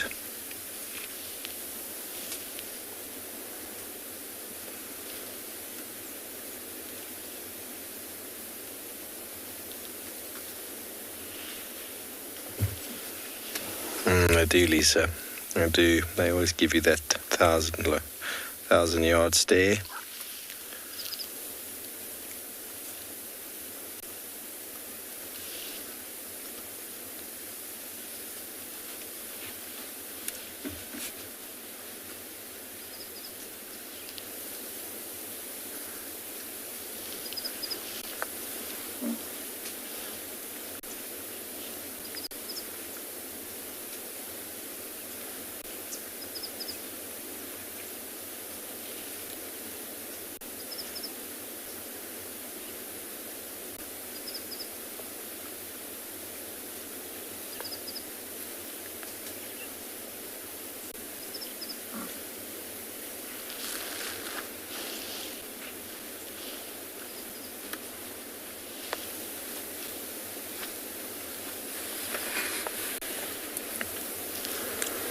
Well, Jamie, they come in here normally in the winter for the grazing, but they move throughout. They move wherever they want to in the Kruger. There's no set sort of spot. Got enormous home ranges that they just nomadically move through, and they move in response to the grazing. So once they've fed in this area, they'll move slightly over and then slightly over, and then following water trails will feed on the other side of that water and then move in the opposite direction, constantly moving into areas of good, productive grazing. And obviously these animals are susceptible to droughts and susceptible to years when there's not that much food. And that actually impacts their numbers quite strongly. But there's plenty of food this year. Buffalo are going to be around all over the place, wherever they move in the Kruger. We've got a photo bomber on the right there, Darby. Hello. They're going to be moving wherever they want to at the moment. And the thing is after a couple of weeks of grazing on this spot, this area is actually going to recover slightly. They could come back. So that sort of movement and that sort of natural sort of flower-like movement through the landscape facilitates the grass, facilitates the grazing, opens it up, nutrifies the soil, and actually makes for a second turn. Obviously, once all the grass is gone, grazers do struggle. The buffaloes are very water dependent and will always be found near and around water.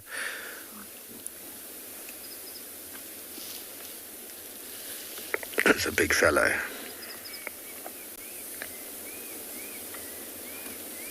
Move up a bit. Yep, let's move up slightly, get you another view. Runs off to the right.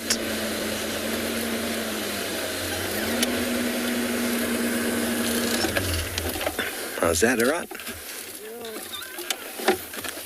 Quite dense vegetation, everybody, that the herd is in. It's not providing you with the best views, but it's nice to just be in amongst them. Listening, smelling.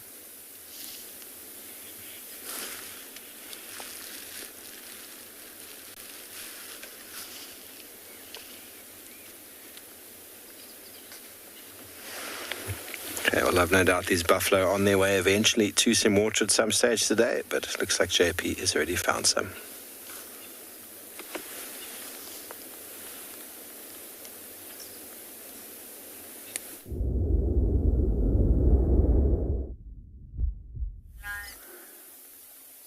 Good morning and welcome back to Eco Training Pridelands. We're still trailing on our lioness and just managed to locate where she was drinking, as our suspicions was that she would come straight towards water. That's just been confirmed by the tracks that we have found.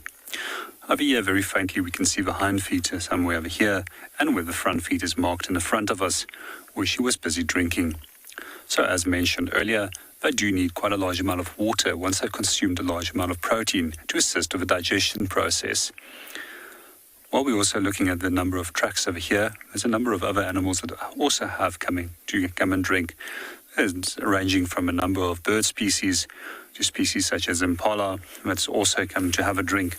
And then right over here, much larger tracks of an elephant that we can see over here in the front. This is over here appears to be more like a front foot over here, and then maybe a hind foot over here, where the front feet tends to be much more rounded, and the hind feet generally tends to be slightly more oblong in its appearance and shape. One of the things that I do find quite fascinating with elephant feet is that when they lift the foot and it's inside mud, that the foot surface area becomes smaller, so that it becomes actually easier to be able to pull the foot out of a muddy substrate. And then it will enlarge as it's walking on the mud to prevent that it can easily sink in. So as most of you know, elephants love mud.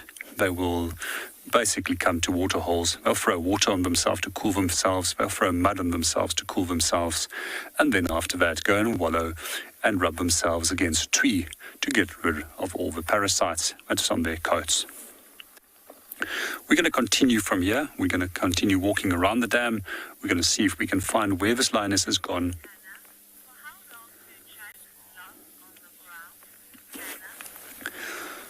Good morning, Hannah, and welcome to the show. There's a number of things that can determine how long the track will remain on the ground. And quite often that is wind. It's one of the main determining factors. And when we do have strong wind, that track can very rapidly age.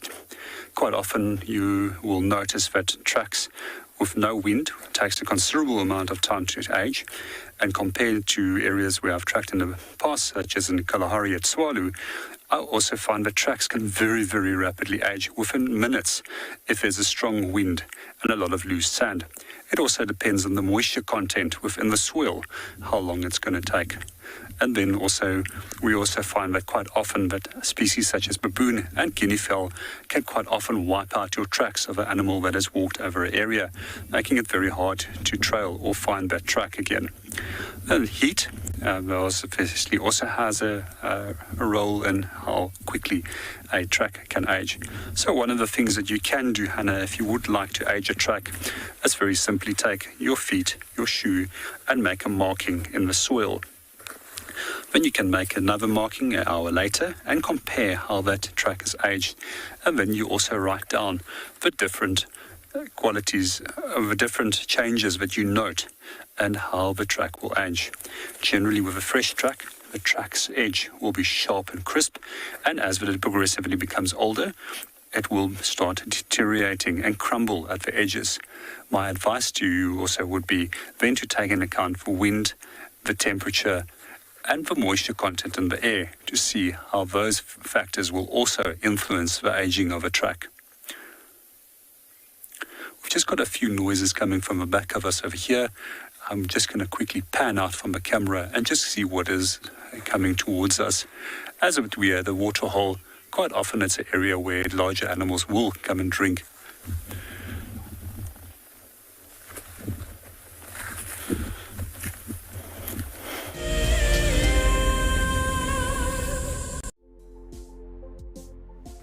On the 27th of April, WildEarth will be turning 14 years old, and we wouldn't be here if it wasn't for all of you.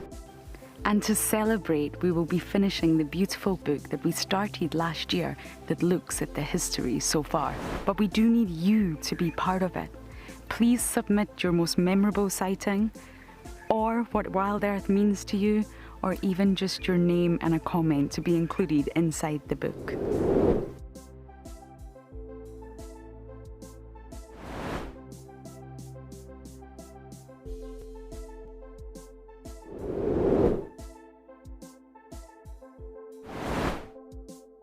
Head over to the website to add your name and reserve your copy.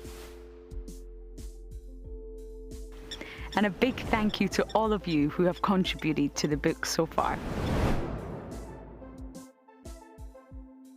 Graham, I'm just going to see there's a very good place that I want to see if we can get good signal from there. That's where I'd like to. Welcome to dawn in the African bush.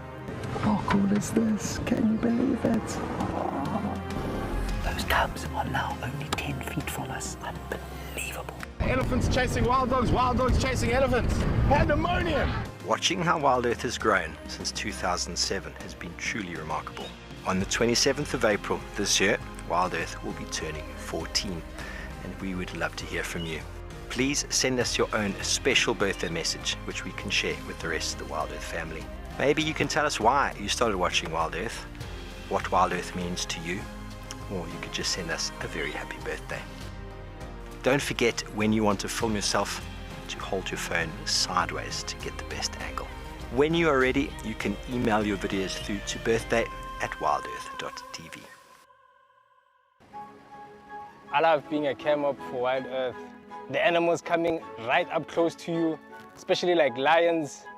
Sometimes you get nervous, but you have to go with the flow. My favorite animal to film is the elephant because of how big it is. But when it's really up close to you, it's one animal that you would say, I really respect you.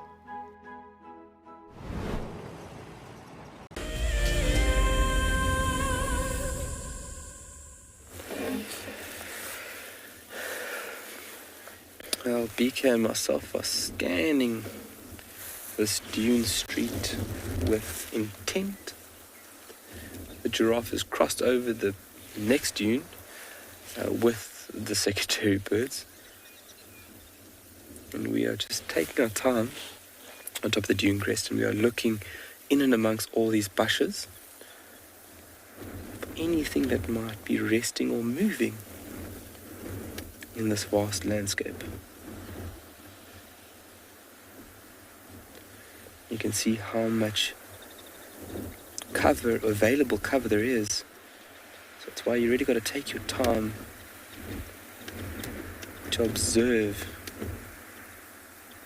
things out here, because something could be laying just in that grass, and by a quick, sudden glance you would miss it. But then taking your time and really looking, that's when you find things. Lovely cover and then lots of grass.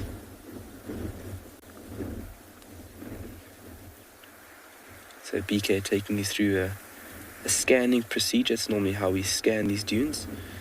So you want to have a system that you utilize to ensure that you cover all aspects and all points. So you can see how he's doing almost like a grid system, going up to the dune crest and slightly across to make sure there's nothing on top, and then back down to scan in amongst all these bushes within the dune street itself. Beautiful eland's bean. Lovely.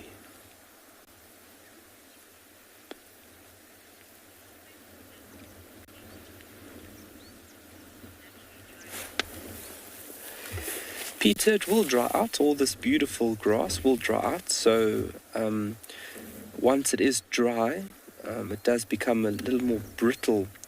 And so if you look, when animals move through here, they will break a lot of it down. There still will be a lot through the drier winter period that we are now fast approaching.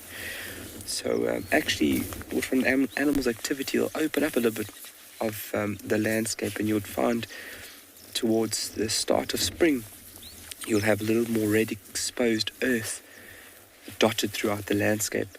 Right now, there's still a lot of it around. It's still going into a period where it'll start becoming dormant. But very beautiful now to see the change, especially when we come into the end of winter. You'll see that if we come and sit on this exact same spot, that there'll be a lot more exposed red earth. That iron oxided coated sand would be exposed a lot more. Well, BK, you've done a phenomenal job there. Nothing. Okay. So we are going to continue into that vastness, but On that note, let's send you over to somebody who's got something with feathers.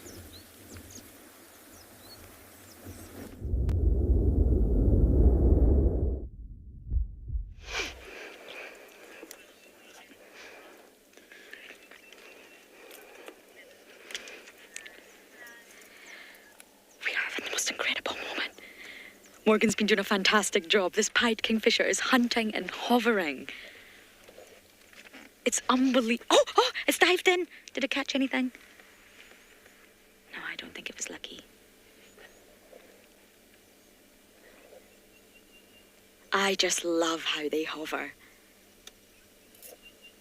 Kingfishers are generally not known for the hovering technique. It's mostly the pied kingfisher, the black and white one, that does such an incredible job at hovering. And it hovers in a unique way. I'm trying to keep my eyes on it. This is not an easy task for Morgan, but you're doing a great job. Oh, of course, now it's gone to the back of the vehicle. Come on, Mr. Kingfisher.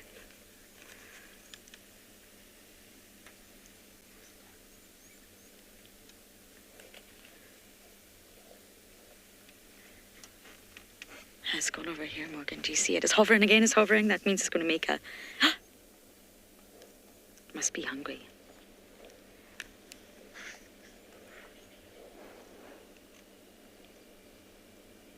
So he's looking for food in the water, and that's when the pied kingfisher hover. Now, it's achieved by using a sort of what they call a figure of 8 wing stroke. If you imagine taking your index finger and just drawing the figure of 8 continuously, that's what they're doing with their wings. So effectively, they're reversing the wing beat on the upstroke. Reverse, reverse, reverse, just like a figure of 8. And it's a very, very costly form of flight. It's a good form of flight.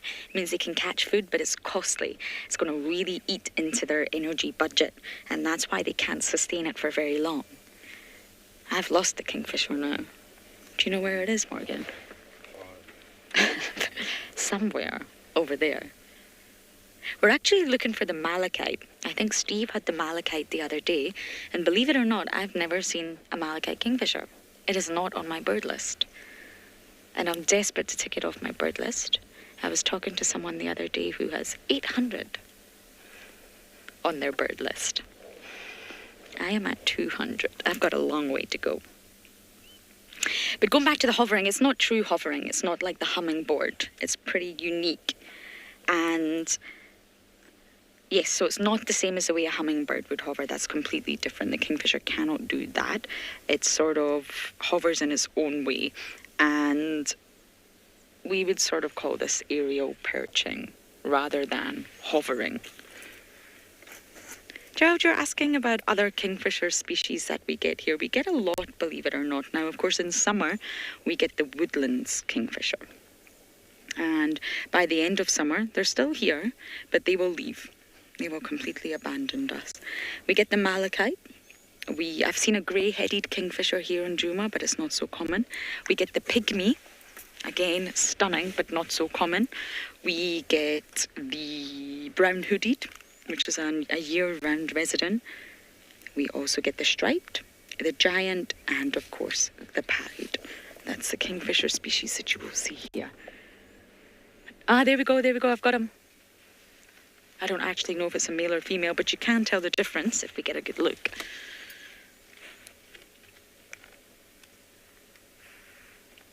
He's gonna catch a fish at some point. Oh.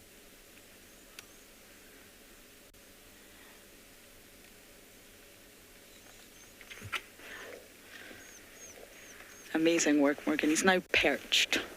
That's going to make it a little bit easier for you. Is it a he or a she? It's very difficult to tell from here.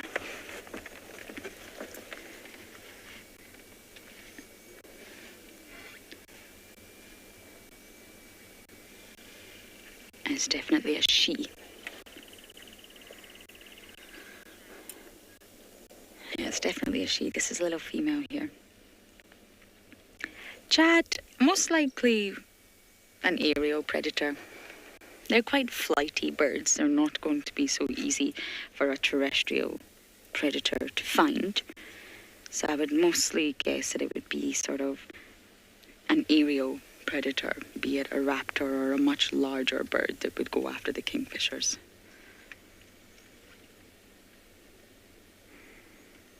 But of course, I mean, if they were on the ground, snakes, absolutely, and terrestrial predators will always be opportunistic. If they can come across a bird, they absolutely will. But normally the pied kingfishers are always around water bodies, and they do keep themselves protected by sort of staying up the trees. Oh, this is so peaceful at Buffelshoek Dam. You can see the reflection. Look at that.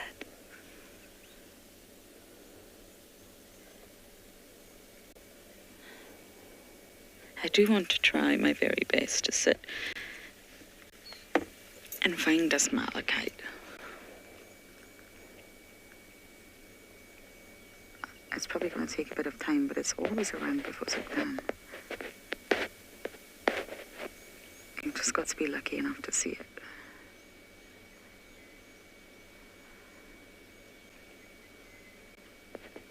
And this dam is still incredibly full.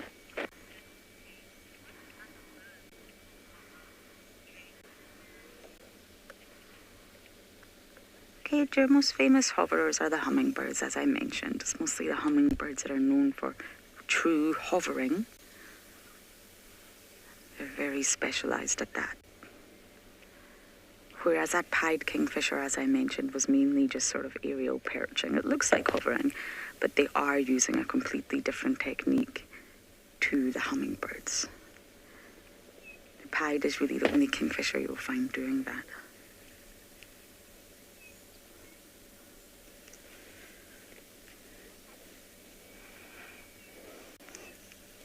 You see him, Morgan? Or her, sorry, her. You see her.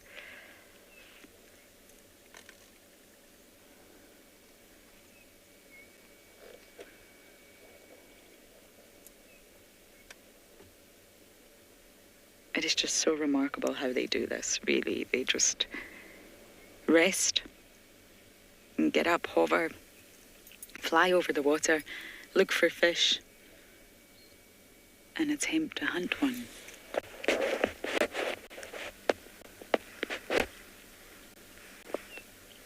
The weavers have all disappeared from Buffelshoek Dam as well, which is rather sad. The weavers are well and truly gone.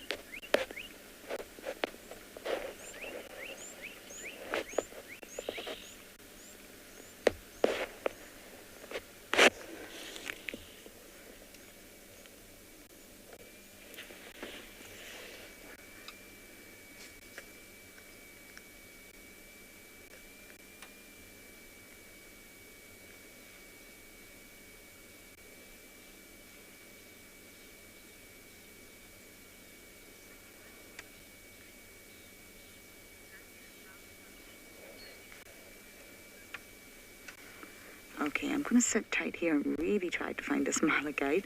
But for now, we're going to send you across to Phinda.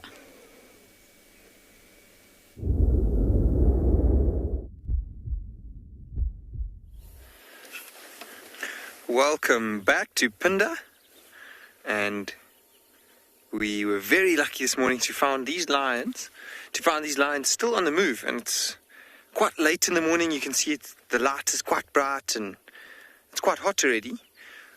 So it's not very common to find lions on the move like this at this time of day. But you can see these two youngsters in front of us, the closest two in screen, are still very, very active. They've been playing around, chasing each other quite a lot. And they're also interested in every little thing that's moving around. You can see there was a little splash in the water and that one's just jumped in to try and get something. And it's at this age that lions will become very inquisitive and they'll try and pick up on as many skills as possible while they are still moving around with their mothers. These little youngsters are all females, which means they'll probably stay within their pride their whole lives, so they won't necessarily have to move away from their mother, which is different for males. When they get to about 2 years old, males will have to then leave the pride and become nomadic. You can see how inquisitive they are. And their mothers have already kept moving, but these three are lagging behind a little bit. But I do think that they will probably keep moving some point soon. You can see how they lift up their ears and investigate every little sound around them. Let's see what this last one does now that its sisters are starting to move along down the road.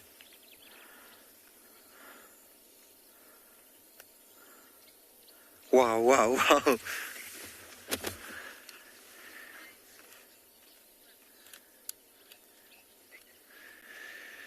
Tommy, I don't know if lions would ever go for a swim.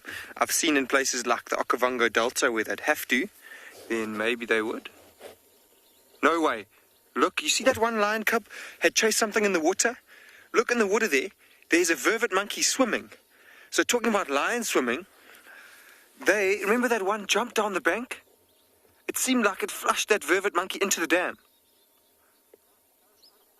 This is incredible. Oh, no wonder they were standing there so long. And I heard something splash, but we couldn't see what it was in the long grass. Now I just saw that thing swimming there. So, Tommy, looks like vervet monkeys do sometimes go for swims. This is incredible. I hope it gets to the bank. There are crocodiles in this dam. It is very close by now, though. Very, very close. I hope it makes it. This is incredible, incredible scenes here at Phinda.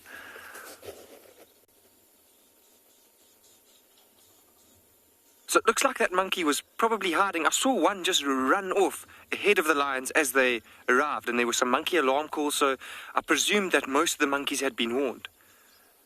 But it really shows how incredible sense of smell lions have to be able to tell.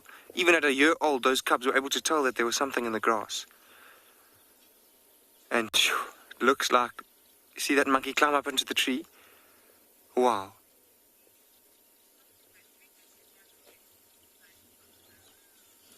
Lilu, I'm glad you crossed your fingers and it looks like it's made it. Let's keep going and stick with the lions. It looks like we won't get much of a view of those monkeys. Wow, that is so cool. I've never ever seen something like that. So I think the lions are just below us in that dip, and there is another road off to the right. Oh, there they are, going up that steep part of the hill just ahead of us.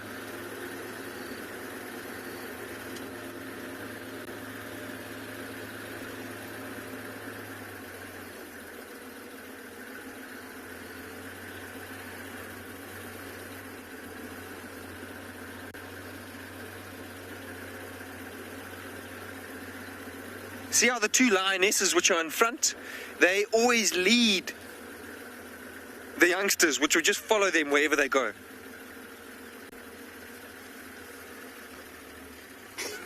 Let's just stop here.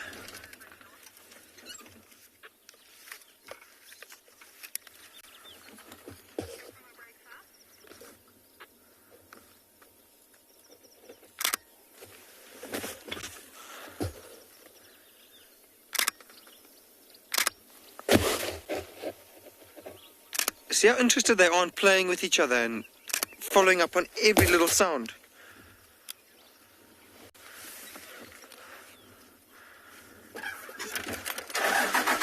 We're going to have to try and stay with them for a little bit longer.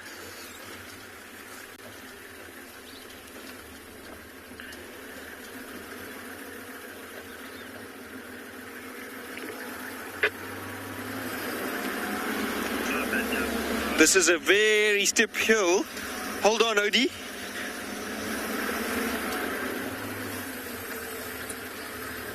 Look at the two youngsters then now investigating that little tree.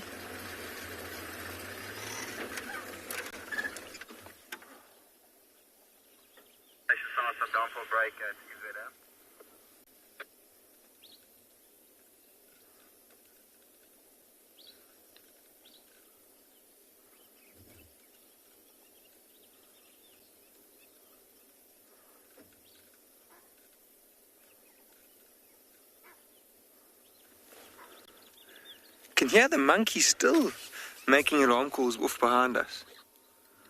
And it doesn't look like a wet monkey, so maybe it was just another member of the troop that I can see at the moment.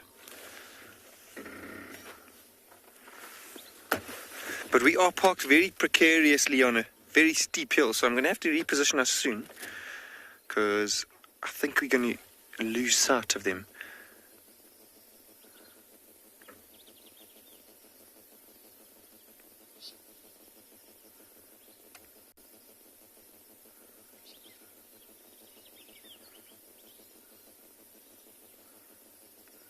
Let's just try and loop around.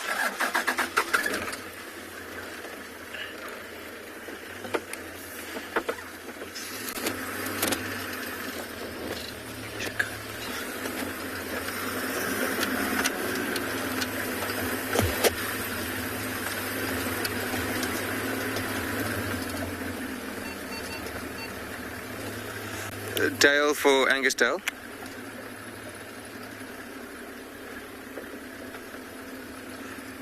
Dale for Angus Dale. Go for Dale, you know. Barry, Mountain Pride is mobile straight towards Izwe. Okay, copy. Where about it now?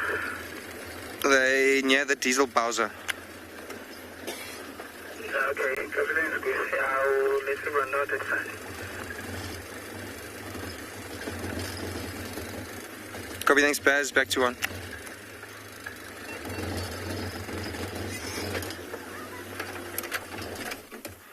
Okay, so I think we're going to stick with these lines for now.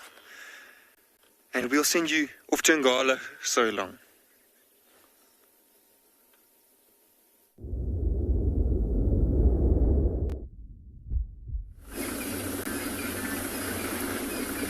Yeah, we just on this road where there's a leopard been seen, and we're just gonna try move into the area to see how good the viewing is, because it sounds like it's not a very good view of the leopard. It's somewhere in the bushes to our left here. I'm just gonna reverse to see if we can have a place to squeeze in the vehicle and then see if we can see the leopard that's been seen in this area. It sounded like the animal was on a baboon carcass, but I'm not sure how much space we're going to get, because there's already another vehicle in the area. And we're going to have to wait for them to move out. As soon as they've moved out, we'll take that space where that vehicle is, but we can't see the vehicle for now. And then let's just go slightly park on the shade and wait for the other vehicle that's in the area to move out for us, and then we can see if we can have a better view of the leopard that's busy having its breakfast.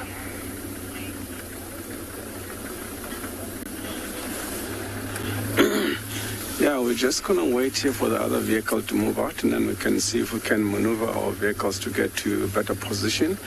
While we're doing that, we're going to go over to JP and see what JP's found for us.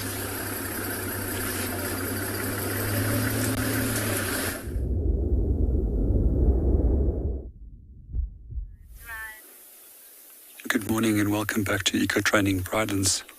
We're not going to say much because we're very, very close to elephant. We're currently sitting in a high position, so we've got safe ground. And we've also got approximately 20 buffalo that's approaching this waterhole. So just enjoy.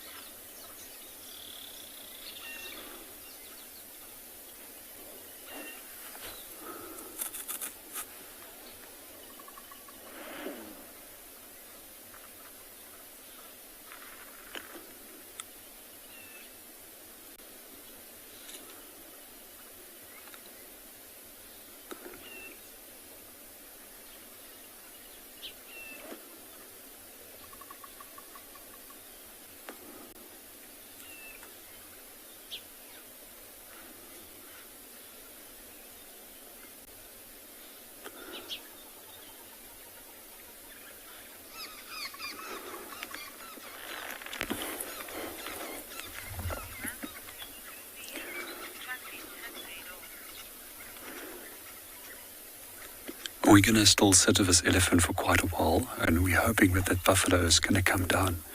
But in the meanwhile, we're going to hand you over to Steve, that is just located on something.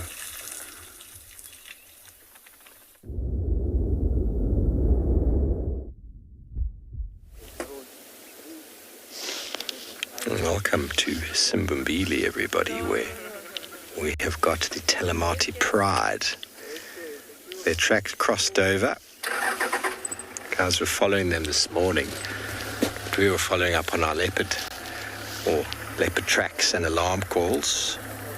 And now we heard the Telematis had possibly crossed into Simbambili at One-Eyed Pan, of all places, the place we've been spending a fair amount of time. And so they are here just south of One-Eyed Pan, not by very far. We did a quick little scout of the water chickens at One-Eyed Pan, but we didn't see them. But we did a very quick cursory look.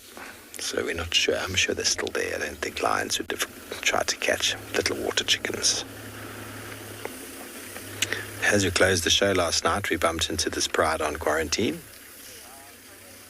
9 Pride members and dark mane.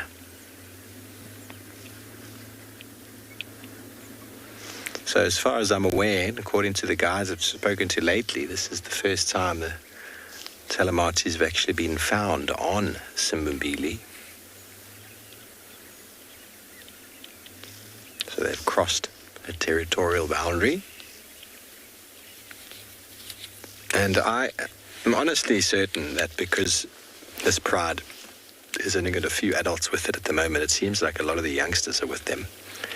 That's why they're avoiding the buffalo, because if the Pride was 14 strong with all their adult lionesses, I think they would be following and hunting the buffalo, but they are deliberately avoiding them. They seem to be avoiding them altogether. I mean, the other night we had the buffalo at Sydney's Dam, and we heard the lions were on the way there, and we thought, oh goodness, this is going to be fun. The lions went north and killed an impala and Hardecool. They actually went the opposite direction, and then 2 nights in a row the buffalo have been around and they've gone the opposite direction. So I suppose it's like the art of war. You know, you only attack what you know you have confidence in beating, or you retreat and go and tackle smaller prey. And although the young lionesses are definitely getting involved in the hunt, they probably don't have the necessary skill it takes to take down a buffalo.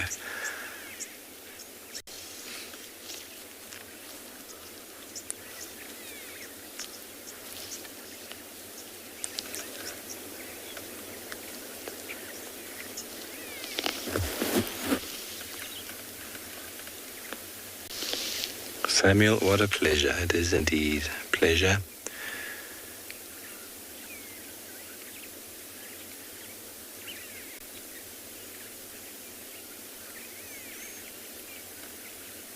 We're enjoying a little bit of guarri shade.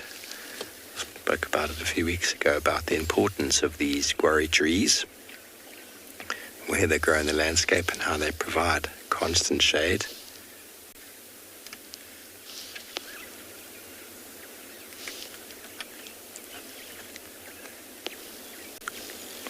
What can you see there?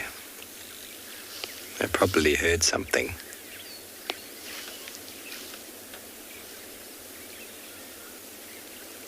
Or she's just going to move into more shade. There we go.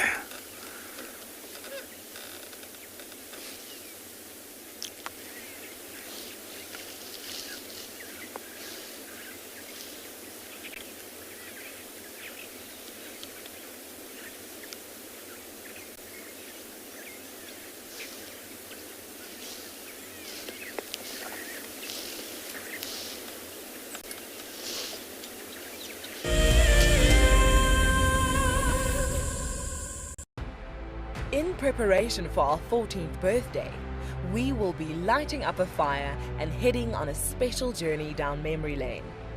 Join Lauren and Steve on the 11th of April for a sentimental look through the archives. The missing cubs have arrived! Holy moly, everyone, this is incredible stuff. Oh my goodness, everyone. Oh, there's 2. Who better to have as special guests than the WildEarth co-founders Emily and Graham Wallington? They'll be answering questions about WildEarth's fascinating journey since its launch in 2007.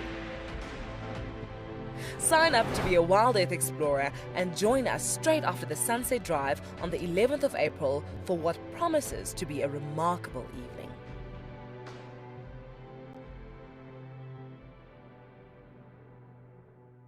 So in 1998, we had this idea to go and put a live web camera on a waterhole somewhere in the Sabi sands next to the Kruger National Park. And I approached just about every single landowner and everybody thought I was completely crazy until I met Yuri and Pippa Moorman. We thought it was definitely a fun idea and a worthwhile thing to experiment. And it immediately became a runaway success. And it gave people all around the world the opportunity to watch a little piece of Africa day and night. Back in 1998, it was the very early stages of the internet.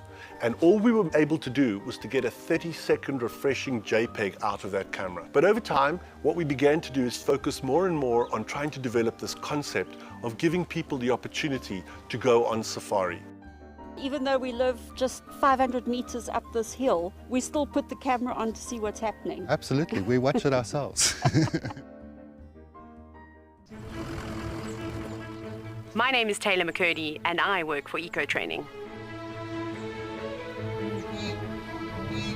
I love hearing from all of the viewers. However, I particularly enjoy those of you who have been watching for a few years. Your questions are just so advanced and they really get me thinking. If you'd like to ask a question on WildEarth, you need to register on our website. Once you've done that, head to the live safari page and submit your questions below the live feed.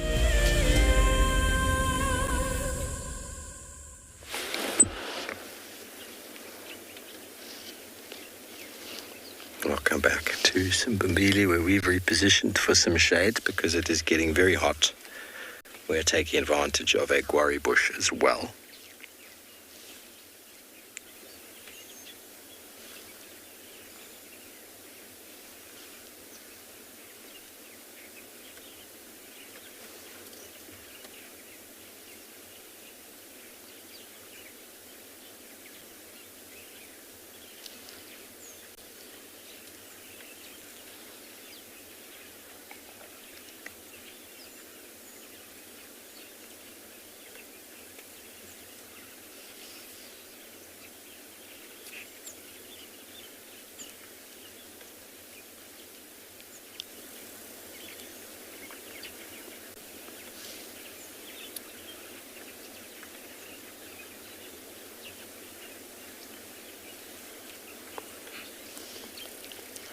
Seeing as they're on someone else's land, it's possible they might remain quite vigilant today.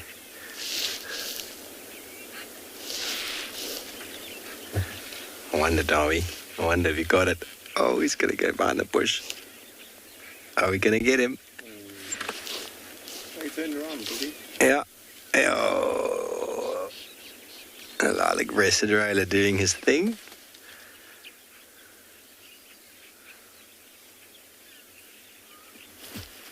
Still being quite territorial this time of year.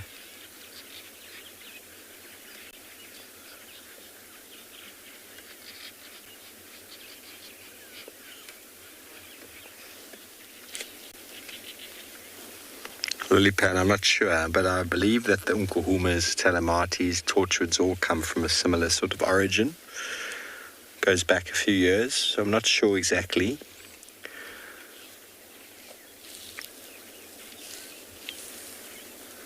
I'm sure someone out there can remember the information. I think the Telematis and Nkuhumas were once a pride. They come out of the same area. But I forget. I apologize for that. Nkuhumas have just completely vanished from existence, it seems, although we did have them briefly the other day, I think.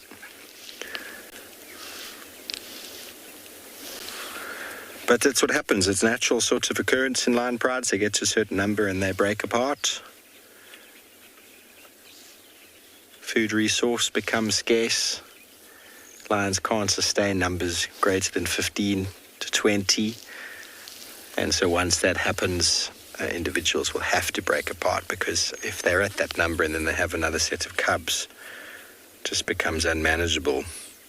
The squabbling over the scraps at the dinner table become too much, and rifts in the family start to develop, and then females that were bonded before potentially will move apart, taking their cubs with them, starting a new pride altogether.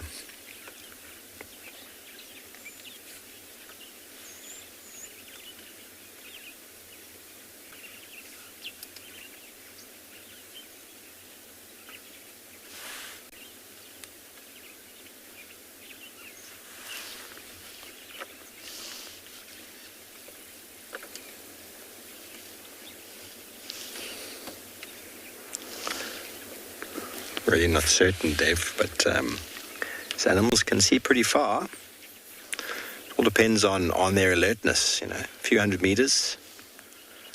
But their movement, detection of movement is very good. They don't necessarily have depth, but their visual of movement is very, very good. It's very hard for anybody to quantify exactly the distance.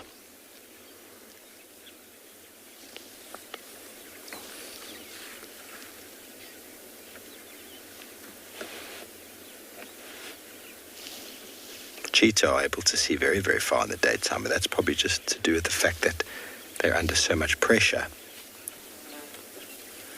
Lions can probably see equivalently as far, but they don't respond as much to that sort of behavior or to any movement from a distance that doesn't really influence them in any way.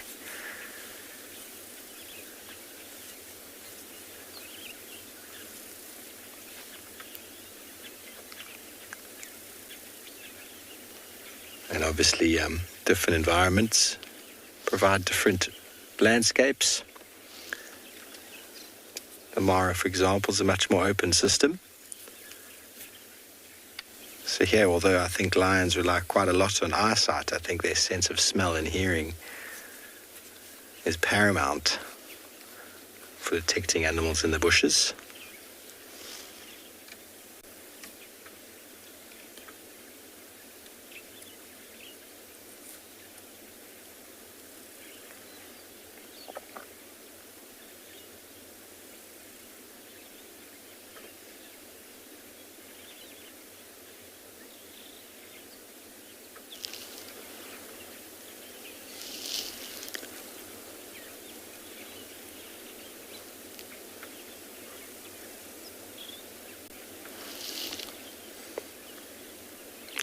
Sure, as lions become sub-adults for about a year or so, the youngsters will start getting involved.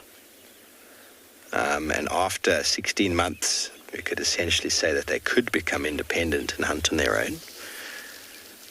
But they're still learning a lot of the tricks of the trade. So from 2 up to 3 is when the lionesses are really, or young lions really start to come into their own hunting ability. And then from that sort of age, they're fully fledged members of the pride. But from anywhere between cubs and a year and a half, they do get involved, but I wouldn't really say that their skills are there. They look like lions, so they are able to chase and to scare the life out of animals, which is sometimes beneficial to the adults. But they don't have the necessary skills, patience, technique, communication, and all that the other adults seem to have very well oiled.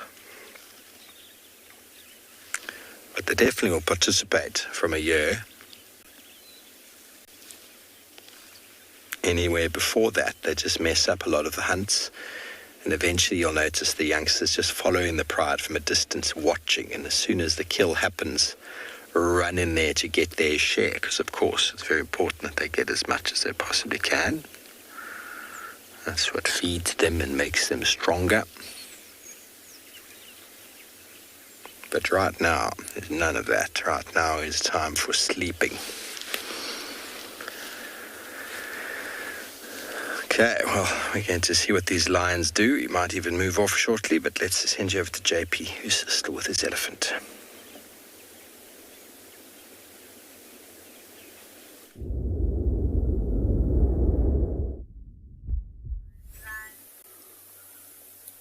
Welcome back to Eco Training Pridelands. We're still watching our elephant who's just finished drinking.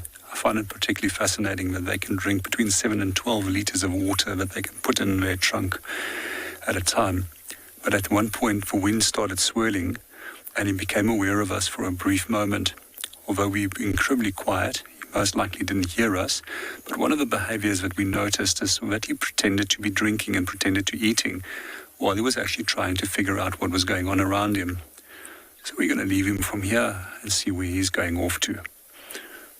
I'm just going to put the camera on him as he's moving away from us.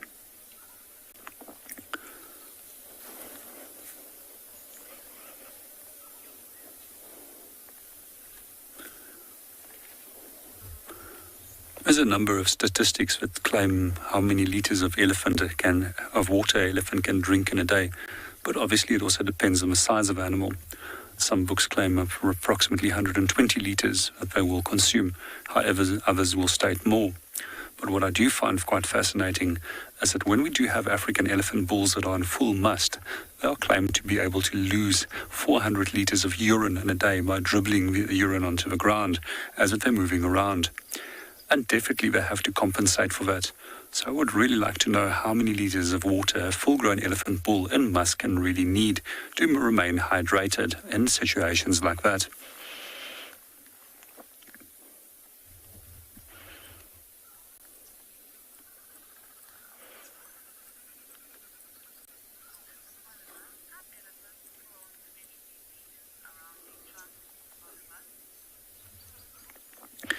Good morning, Oliver, and welcome to the show. Yes, they are. They can also develop a disease where that leads to the malfunction of a trunk. What I also find quite fascinating is that in the first few months of their life, the trunk as a muscle needs to be learned how to be able to be used, and then after that, they will start being able to use it.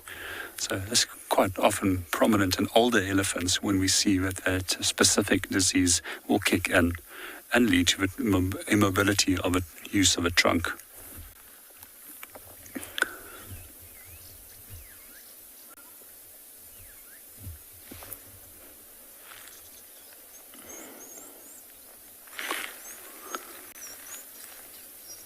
So from here we're going to move on and see what else we can go and find.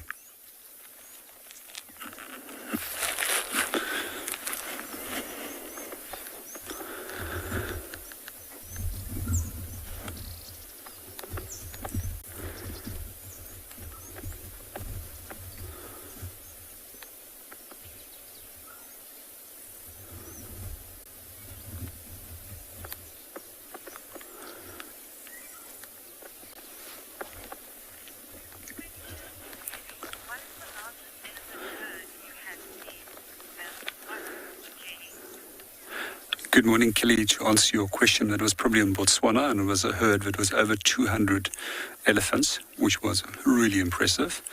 And then also on the Nwanetsi concession within Kruger National Park, I've seen a number of herds that are close to 200 in size.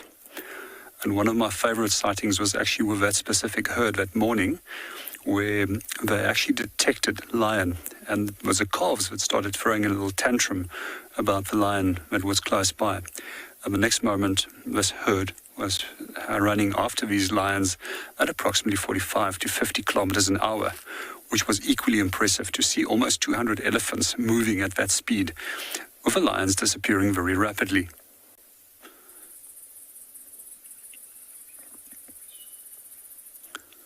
They also have the ability to form much larger herds, especially in East Africa and in other areas. And quite often, there's a number of different herds that will amalgamate or form a group and then split off. Quite often, they tend to form the larger groups in the wet season and then split off during the dry seasons into smaller groups. Typically, these breeding herds are, as you're familiar with, are led by individual cows, which is known as a matriarch.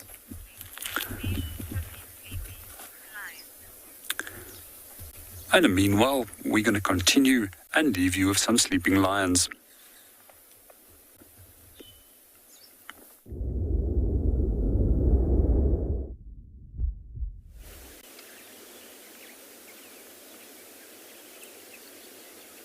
Very sleepy lions in the open.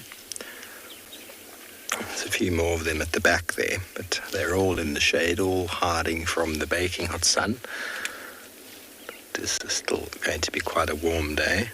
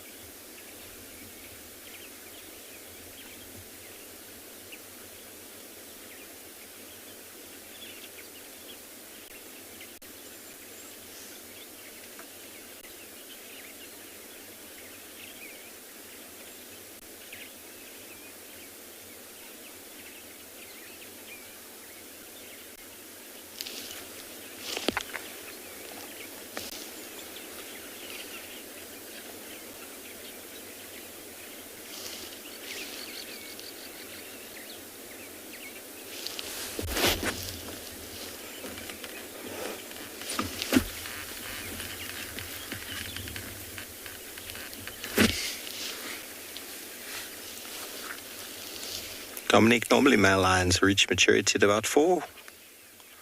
So any time after that age, it's possible for them to become a pride male. But, it's unlikely for the most part. Depends on the coalition. There's no set number really. There could be a coalition of 6 boys who turn 3.5 and they could take over pride. 6 boys who turn 4, or one male on his own would have to be quite big and old. He could only be 7, 8.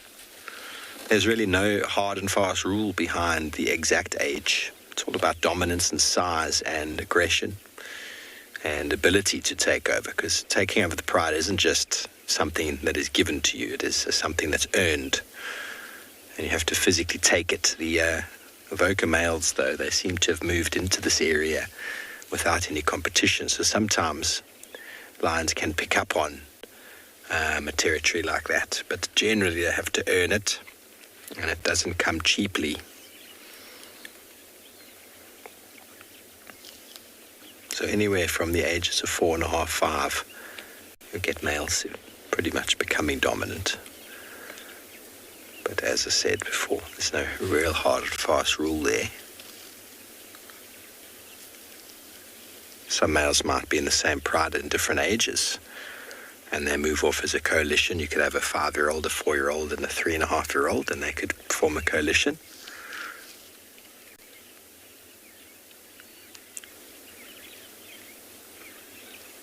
Some male lions hold prides longer than others. Some don't hold them very long at all. There's quite a few different variables.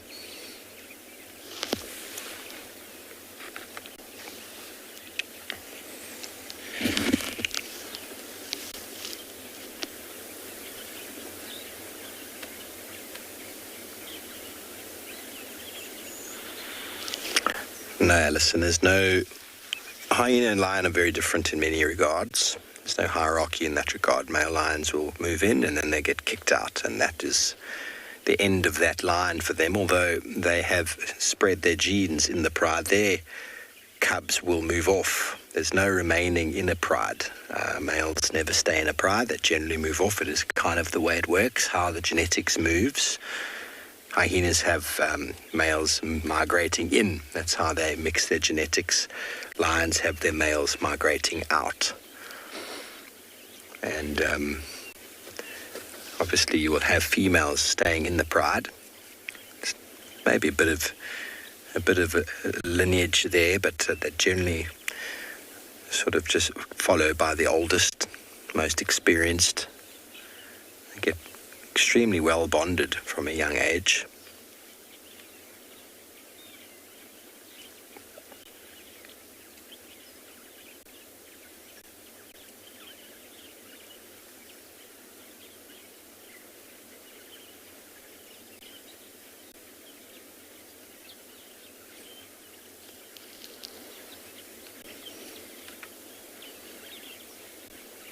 Okay, well, we're probably going to move off from our lions, go and catch up on our little water chickens while we send you over to Lauren. He's got something for you.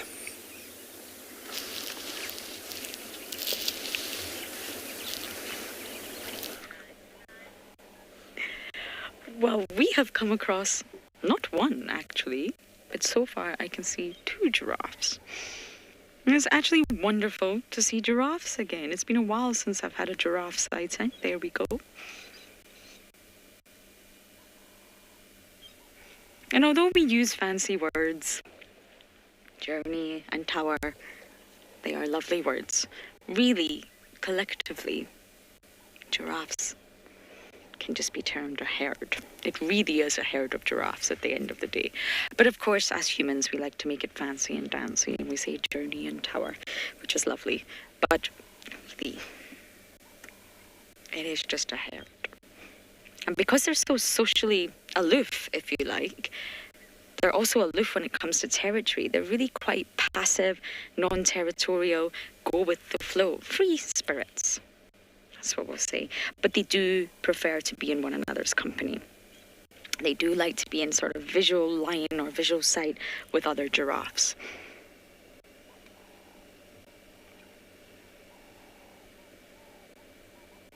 And in the last 15 years, populations of giraffes have really declined by about 40%, which is almost half.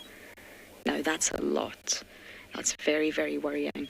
They are listed as vulnerable, but it's slightly confusing because on the IUCN Red List, they're still listed as one species, just giraffe. But actually, they are now classified as 4 different species confirmed by DNA and genetics. The southern, the Maasai, the reticulated, and the northern. And you can actually visually tell them all apart. They have different patterns in their patches.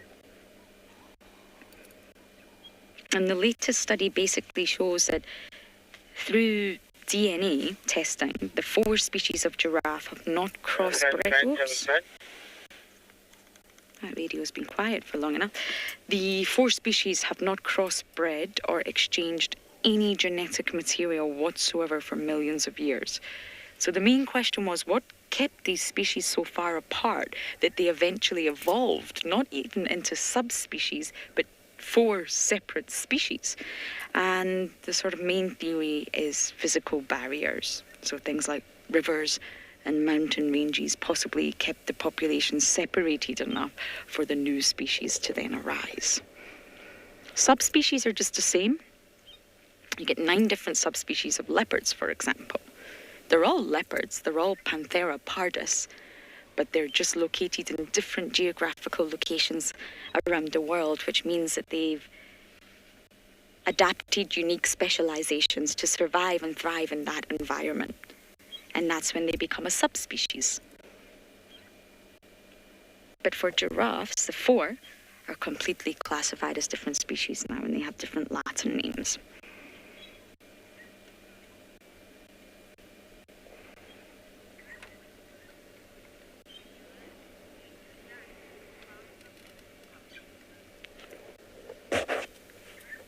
Okay, we're going to just bumble a little bit around quarantine to see if we can find some other animals for you. And for now, we're going to send you across to another location.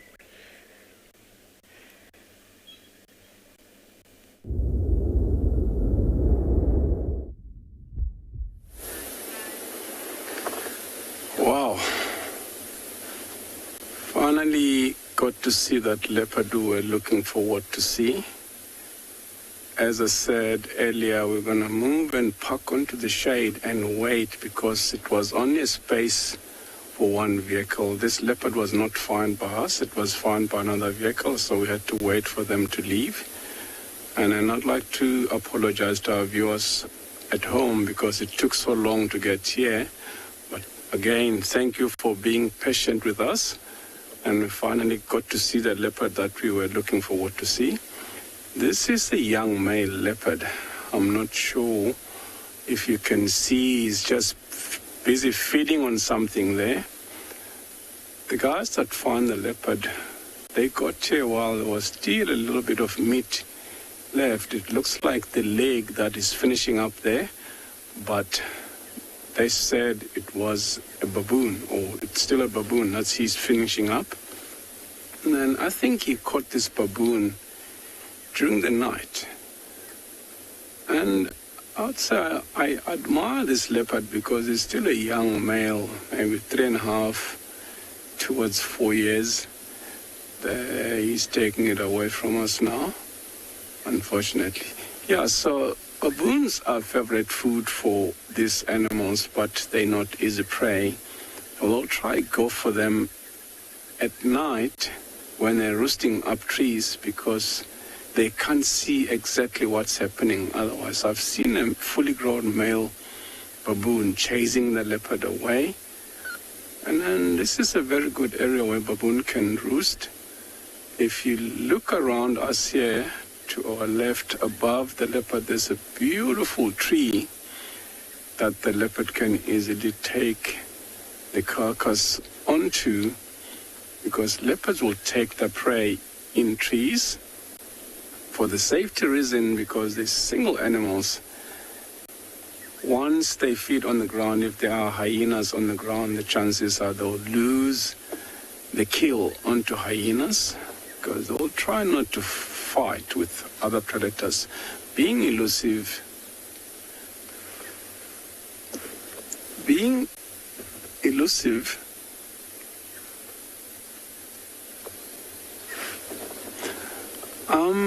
what I'm gonna do, I'll try and move a little bit back or reverse back, see if we can have another better view, because he all of a sudden turned and face away from us. So let's do it. Just be with me 1 second. I'm not going to take long. I'm just moving slightly backwards so we can try see if we can have a little bit better view of this leopard here. While he's busy finishing up the rest of the baboon.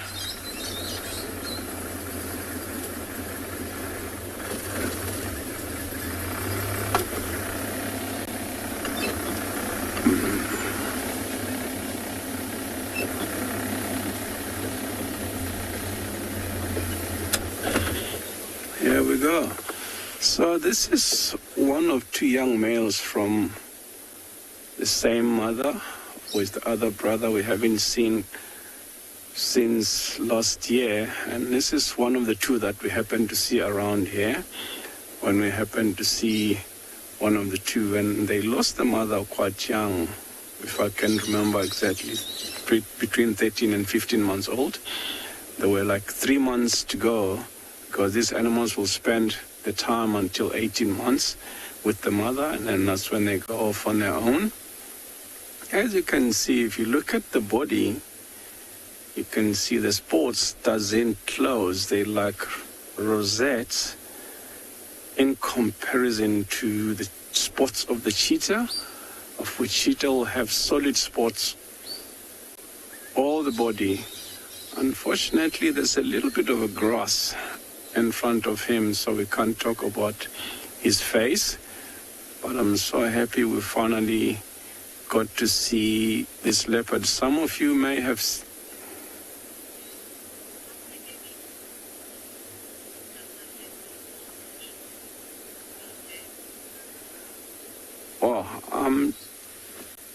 this is a very good question. Like I said earlier, baboons are favorite food for leopards. A leopard will hardly leave anything behind if they catch a baboon, but with other species like impalas, they'll leave the head, the legs, and the skin, but with the baboons, they eat until the last piece. That shows how much they love baboons.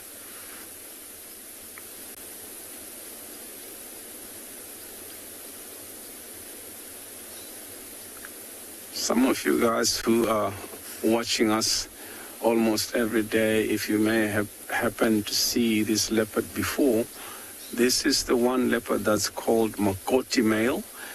Yeah, like we don't name these animals individually like human beings. We just name them according to their habit, what they do or their behavior, where they were born and grew up. Makoti in Shangaan, of which Shangaan is the tribe where me, Daikoza, come from.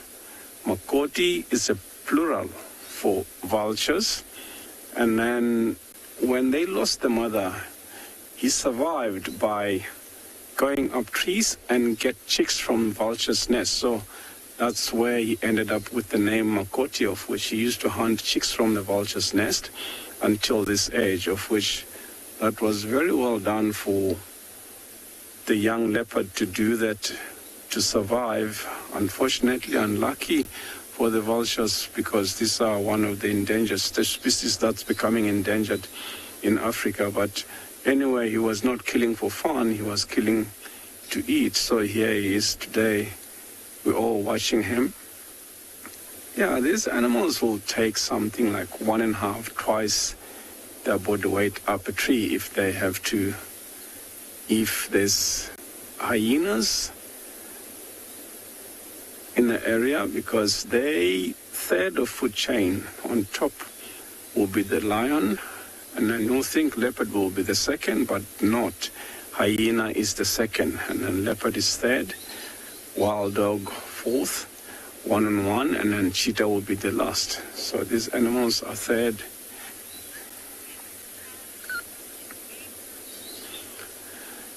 Yeah, we're gonna sit here another few more minutes and watch if this leopard move into a better space where we can view him nicely. Otherwise, we're gonna have to go over to Carl and see what Carl has found for us.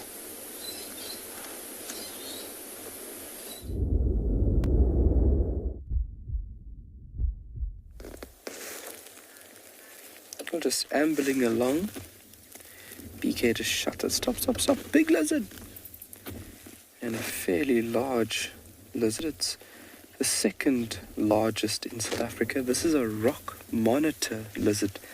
The largest species of lizard we would find in South Africa is the water monitor. They look very similar in appearance, but geographical range is, we are out of the range of water. So if you take a look where BK is showing you is that snout, the front end is here to the right hand side of the screen. It's got a very blunt snout. That's a clear indication that this is a rock monitor lizard. A water monitor lizard will have a pointier, almost snake-like muzzle or snout.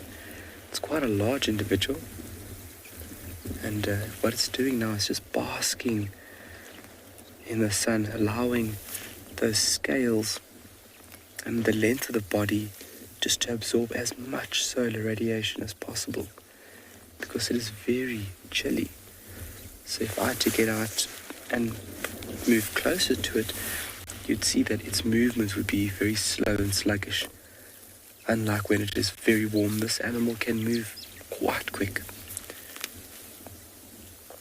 So you can see the length of the body basically orientated towards the sun. And this is where this reptile now is just warming up. It's almost like in the same aspect of having a morning coffee. And before coffee, you're kind of sluggish and sleepy, but once that caffeine really kicks in, you kind of feel a bit more wakker, a little more awake, so to say. And so remaining inactive and still is a way in which it just blends into the environment as well, because now it is exposed and it is at great risk. Not that anything out here would actually chomp on an animal this big. It's a very large individual.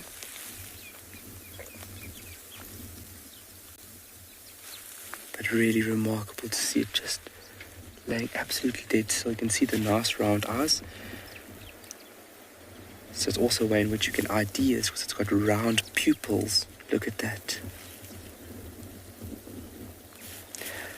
Pat, in the summer period, if we're out and about, especially on a bushwalk, Pat, we can come across their tracks quite a lot, and tracking down the animals not a very difficult task. So in the summer periods, they are very, very active.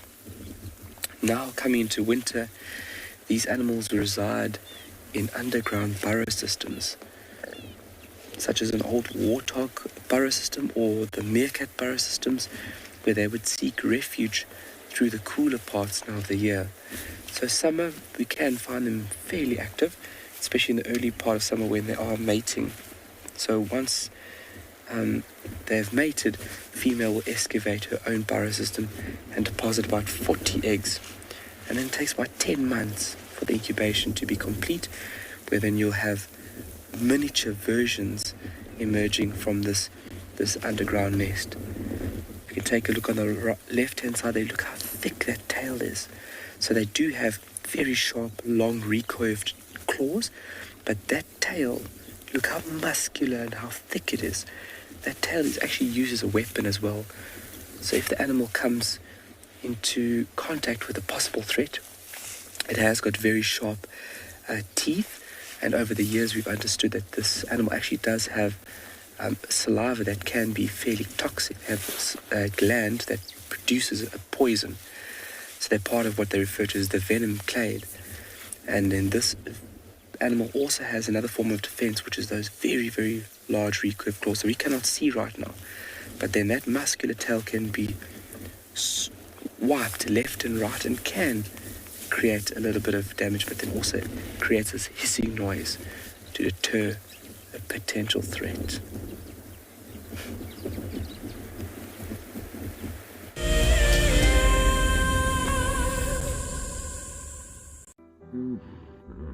Nestled on the banks of one of the largest lakes in the Sabi sands lies an award-winning game lodge called Tswalu. Many of you will have been on safari here virtually with WildEarth, but now we are offering you the chance to see it for yourself in person. Sign up to be a WildEarth explorer before the end of April, and you and a friend could win 3 nights to this luxury lodge. In addition to the unforgettable safaris, you can unwind on the deck, relax in the pool, and even savor the various bush dining experiences. Tswalu's holistic approach to hospitality, with specific emphasis on conservation, will leave you with the very best memories of the African wild. WildEarth Explorers, it's in your nature. Staying one step ahead is the key to survival out in the African wild. And now you can stay in front of the pack with a WildEarth weekly newsletter. Sign up to be a WildEarth explorer and you will get exclusive behind-the-scenes stories about your favorite guides and camera operators. Information about our upcoming plans and projects will be delivered to your inbox every week before anyone else. And you can hone your guiding skills by taking part in our Identify Me nature quizzes. WildEarth Explorers, it's in your nature. My name is Taylor McCurdy and I work for Eco Training. I love hearing from all of the viewers. However, I particularly enjoy those of you who have been watching for a few years. Your questions are just so advanced and they really get me thinking. If you'd like to ask a question on WildEarth, you need to register on our website. Once you've done that, head to the live safari page and submit your questions below the live feed. What are you looking at, man? That's its gangster face.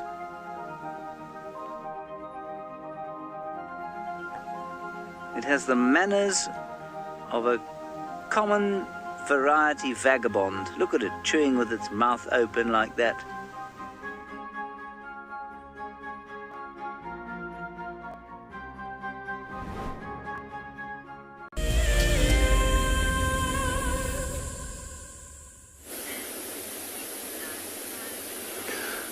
Wow, how incredible was that? Earlier on we couldn't see that leopard better than we are now.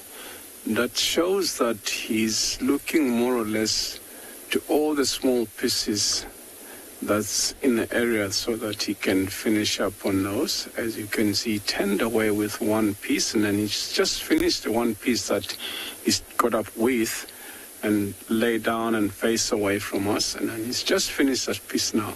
So he just came back to where he was earlier on to check around, see if he can get more pieces that's left in the area. As I mentioned earlier on, how much these animals love the baboon. It's also very exciting for me because this young male leopard has grown up now. He's going to have to go somewhere else and start establishing his territory. Haven't seen him, if I count, this is the 3rd month now. I'm seeing him for the first time myself for the first time in 3 months, of which is really incredible. You'll think this is exciting for you, our viewers at home, but for us it's even more exciting because we watch these animals being born and grow up, and all of a sudden the animal will disappear. And then here he is. He showed up again after quite some time. For me, it's wow, he's still alive. It's like having a pet at home, and then you wake up in the morning, your pet has disappeared, and you wonder whether he's still alive or been killed, and all of a sudden showed up. Isn't that cool that animals can disappear and then always all of a sudden show up again? So this is what happened with this animal. He had disappeared for quite some time, and some of us were even thought he's crossed into our neighborhood of Ngala Reserve, and then all of a sudden today here he is. It's a beautiful male. See, he's looking up in a tree, which sometimes when you see them doing that, there are chances that you might go up a tree.